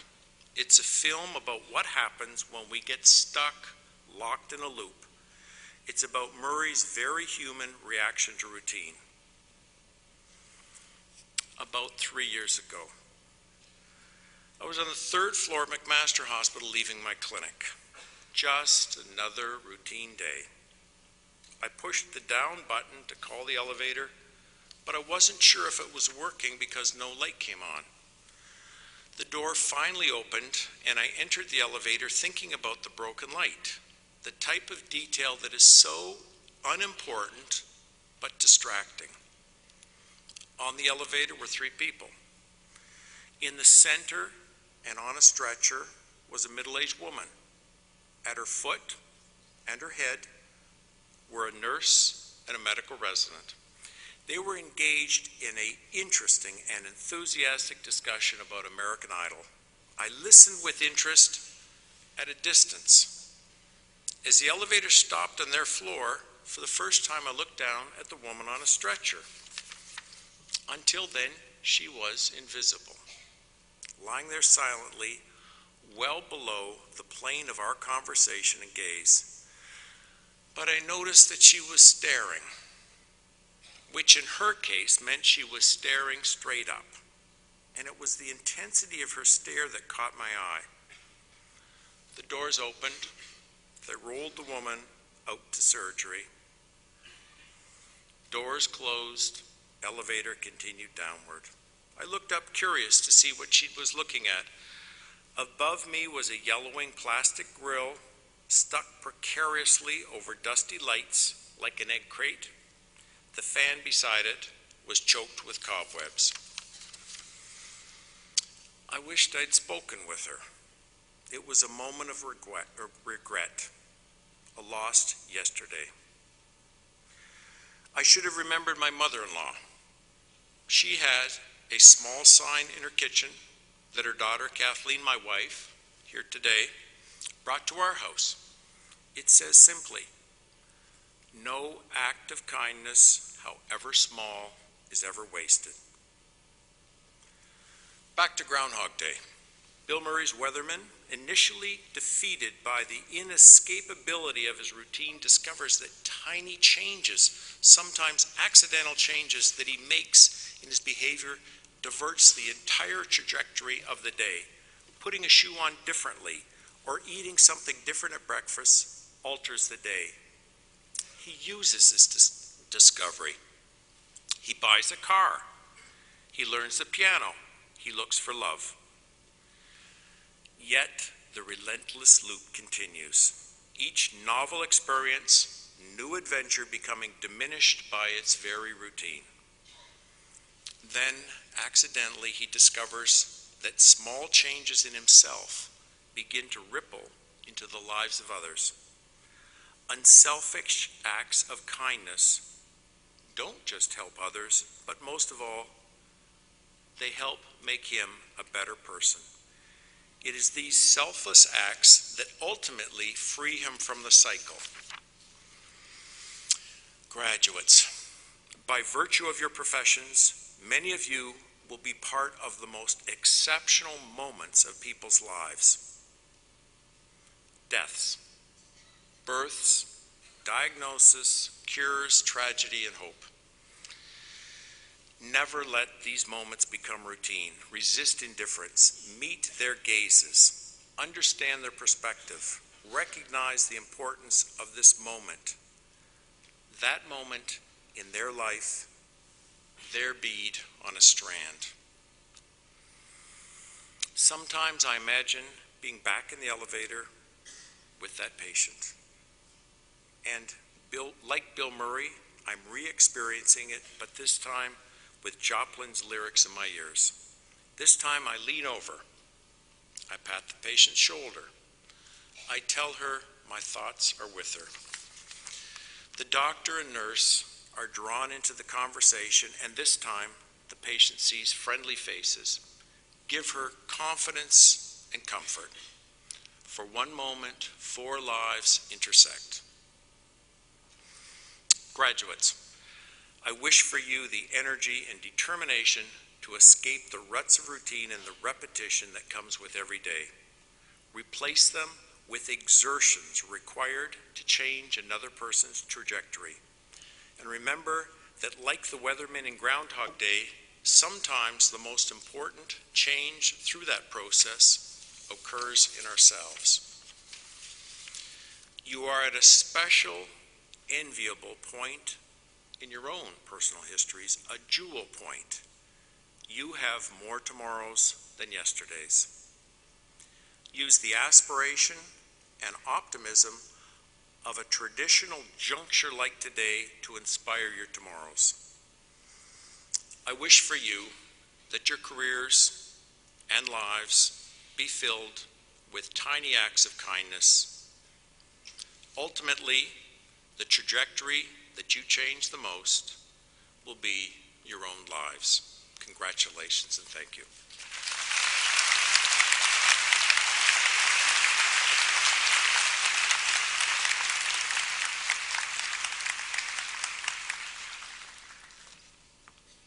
Thank you, Dr. Kelton. It is now my pleasure to introduce to you Mr. David Adames, President of the McMaster Alumni Association. David will deliver the Alumni Association address.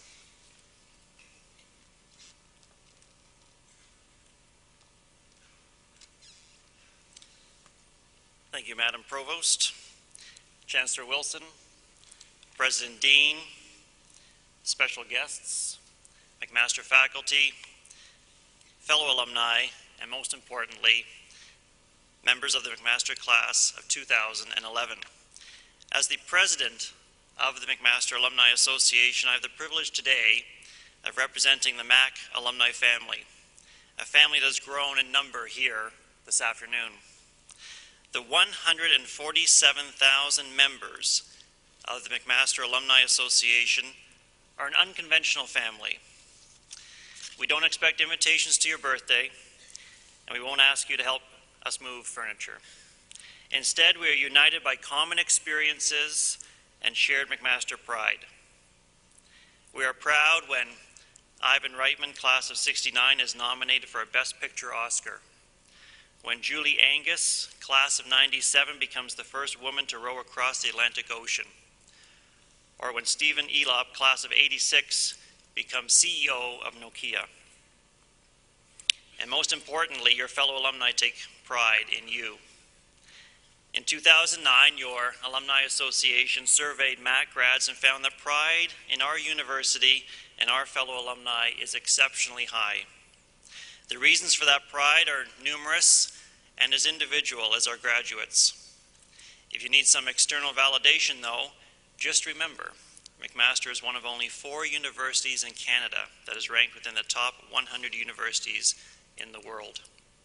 So go ahead and brag about earning your degree from Mac. You are well justified in doing so.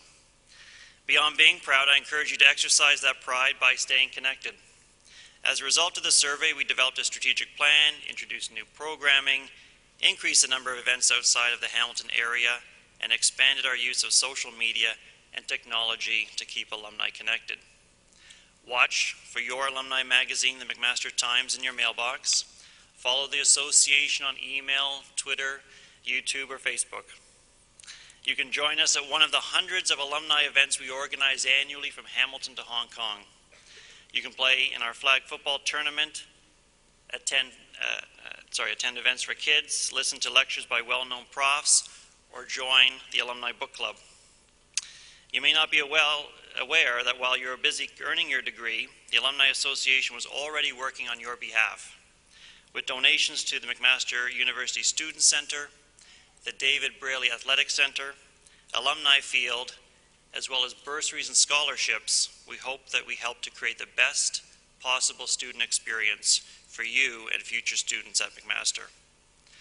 Through the association, you'll have access to value-added services like home, auto, and life insurance. We'll provide you with access to the McMaster libraries, the University Club, and perhaps very importantly, career services. We'll even help you preserve your convocation memories with our photography program. In 5 or perhaps 50 years, we'll help you connect with a long-lost friend and will help you stay in touch with your home department or extracurricular groups. And long before you ever become nostalgic for the good old days, we'll help you kickstart your career with our young alumni activities and networking events, or introduce you to our alumni career coach. There is a place for all of you in the McMaster alumni family.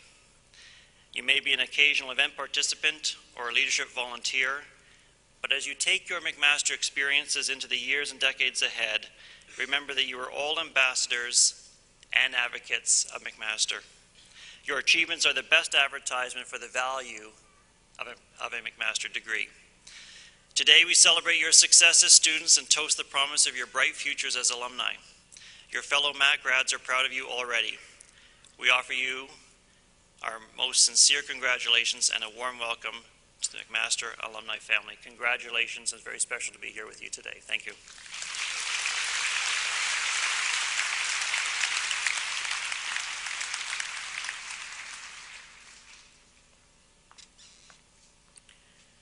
Now I invite Dr. Dean back to the podium to deliver his President's Address.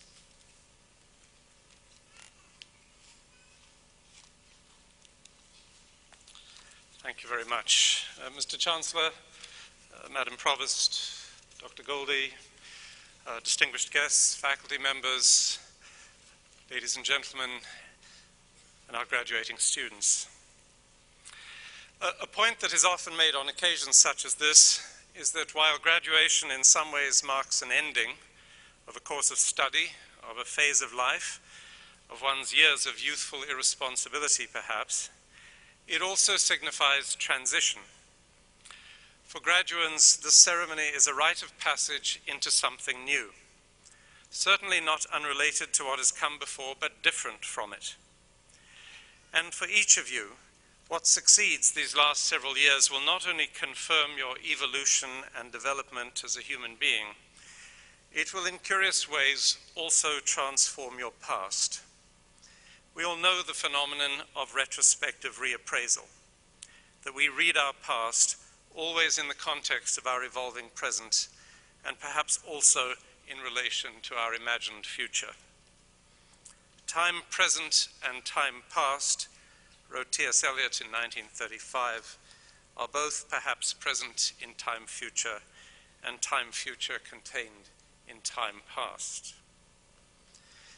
Within the walls of this auditorium today, however, you're both in and out of time. And the medieval rituals in which we have all been engaged drive home that message.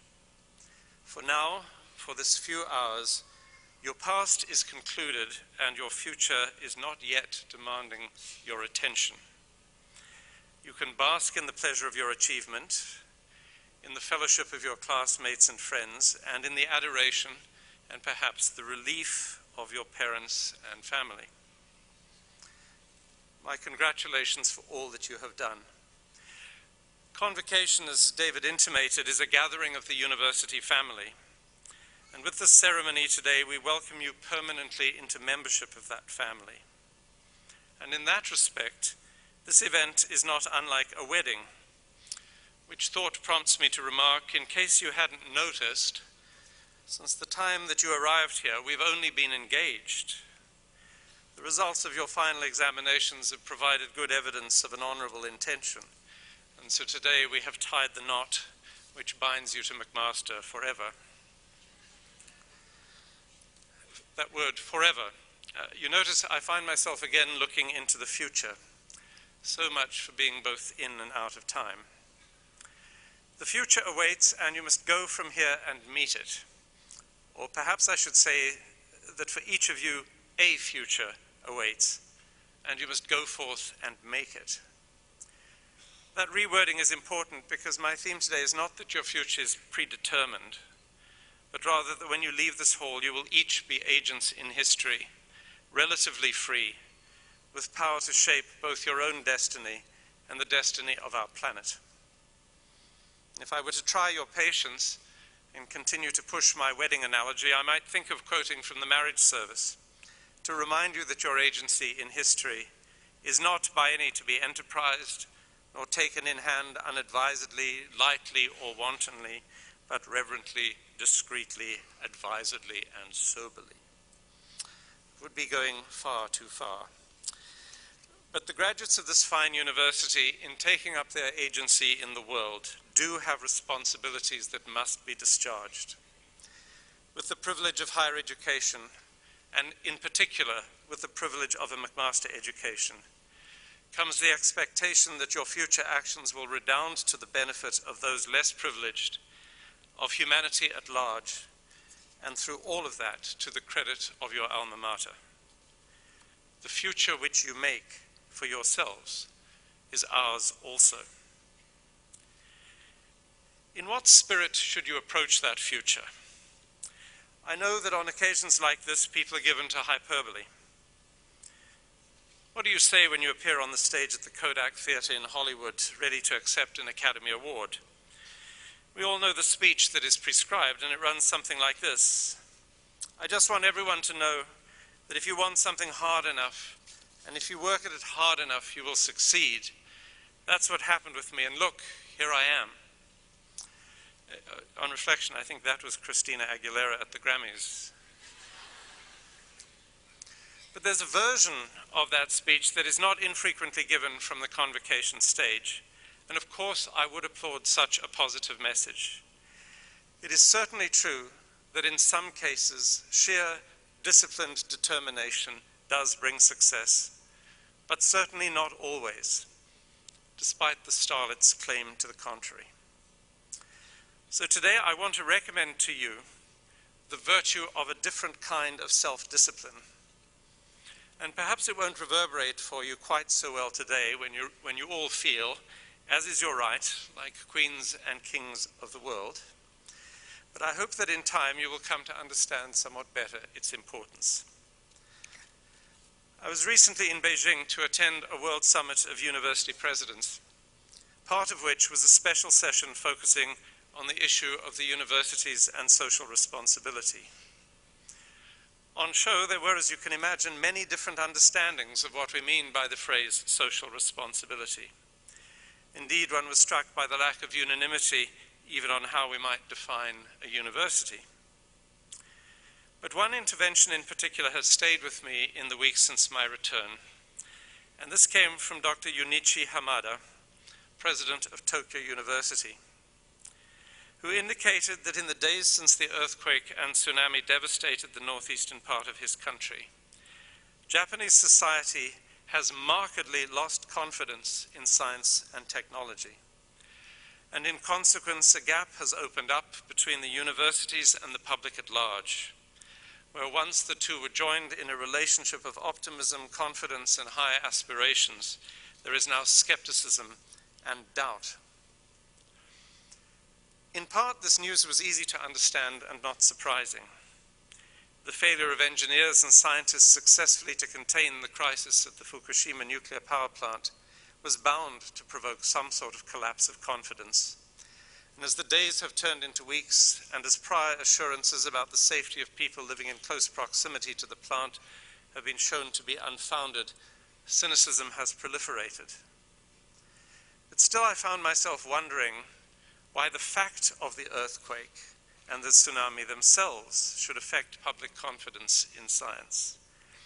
After all, while it is true that scientists may be able on rare occasions to predict disasters, and quite commonly to advise on preparing for them, it remains the case that science can no more prevent national disasters occurring than Canute, the Danish King of England, could successfully command the tides to halt and not wet his feet and his robes. I'm sure most of you know that story. It's a story that is frequently misunderstood, though. In our modern age, Canute is usually cited as an example of early Western megalomania.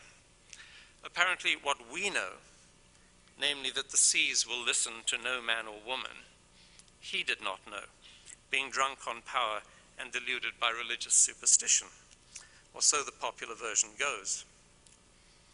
If you read the one extant, more or less contemporary account of Canute's watery encounter, however, that of the 12th century chronicler Henry of Huntingdon in his Historia Anglorum, the story is very different. The point of Canute's actions in commanding the water to recede is to remind his courtiers and clerics of nothing less than the limitations of human knowledge and of human power. It is inevitable that his feet will become wet, and once they are, and he has made his point, he takes off and hangs up his crown. The moral of the story, told 800 years ago, is that there are very significant limitations to the human ability to achieve, and that in some contexts our desires and aspirations, as well as our technology, can be irrelevant. At the conference in Beijing, I wondered whether the public disillusionment of which Dr. Hamada spoke was not in some way connected to, or perhaps nurtured by, the extravagance with which universities themselves occasionally frame their aspirations, making claims to an unrealistic level of influence and effectiveness.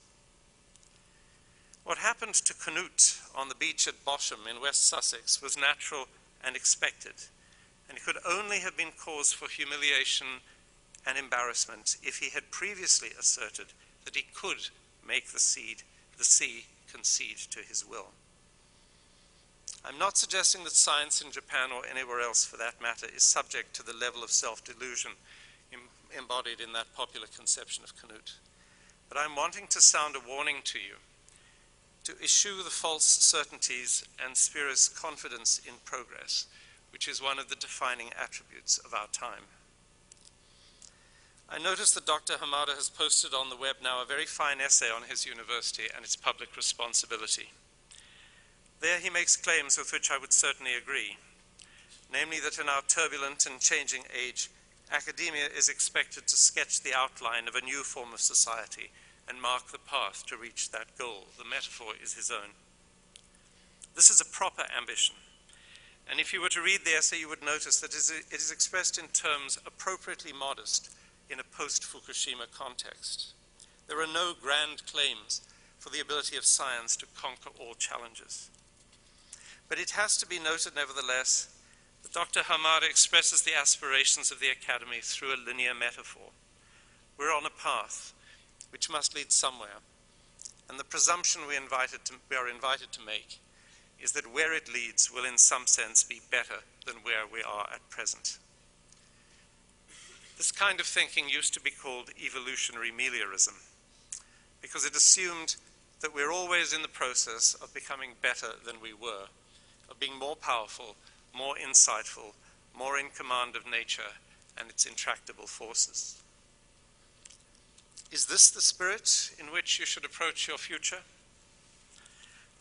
Optimism, as many speakers have said today, certainly has its place, a very important place, in building our culture and society, in underwriting scientific speculation and investigation, in driving forward to solve the problems of humanity through research and humanitarian work. There is undoubtedly truth in what the young starlet says when she asserts that if you believe in yourself or in a cause, anything is possible. But it is only a partial truth, and a sentimental one at that. On an occasion like this, as you celebrate what you have achieved, what you know and what you can do, it is important to hold yourself to the discipline of acknowledging what you don't know, what you may not be able to do, and the possibility that some achievements may remain forever beyond your grasp. Why is this so? We habitually talk as if the great achievements of humankind were all the result of determination, resolve, and the single-minded pursuit of an idea. Even if that is true, a countervailing point is that single-mindedness lies also at the base of our greatest man-made tragedies. And that is why skepticism and doubt must go with you into your futures. I will end by recalling the late Jacob Bronowski, mathematician, biologist, and historian of science, who in a famous television series aired in 1973, bent down to lift from a pond at Auschwitz a wet handful of the ashes of the Holocaust dead. And this is what he said: "Science is a very human form of knowledge. We're always at the brink of the known. We always feel forward for what is to be hoped. Every judgment in science stands on the edge of error and is personal. Science is a tribute to what we can know, although we are fallible." In the end, the words were said by Oliver Cromwell. "I beseech you in the bowels of Christ, think it possible that you may be mistaken." In that spirit, I congratulate you all and commend you to your future. Thank you very much.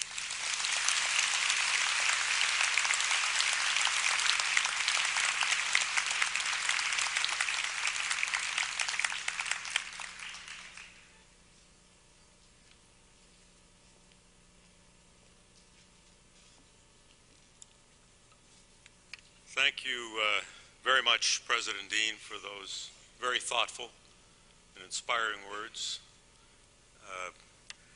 I also would like to comment on Ms. Jones' valedictory address, which I thought was uplifting and highly confident, and I wish you good luck.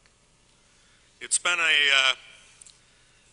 an uplifting ceremony this afternoon. I might say this is the first time we have had the graduands hooded before they proceeded onto the stage, or as they proceeded onto the stage, in order to allow them to be seen rather than you in the audience looking at their feet as they were kneeling in front of me. And I hope the ceremony, that small change, met with your approval. We are going to continue to try and do that.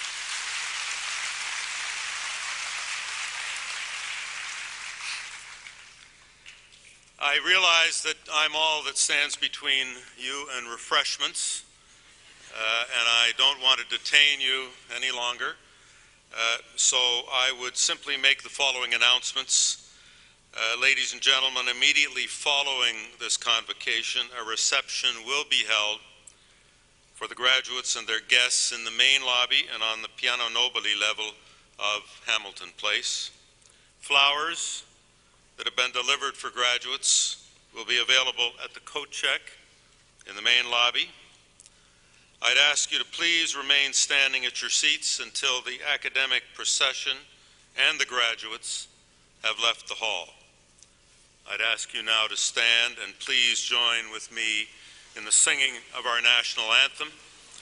After the singing of the anthem, this convocation stands adjourned.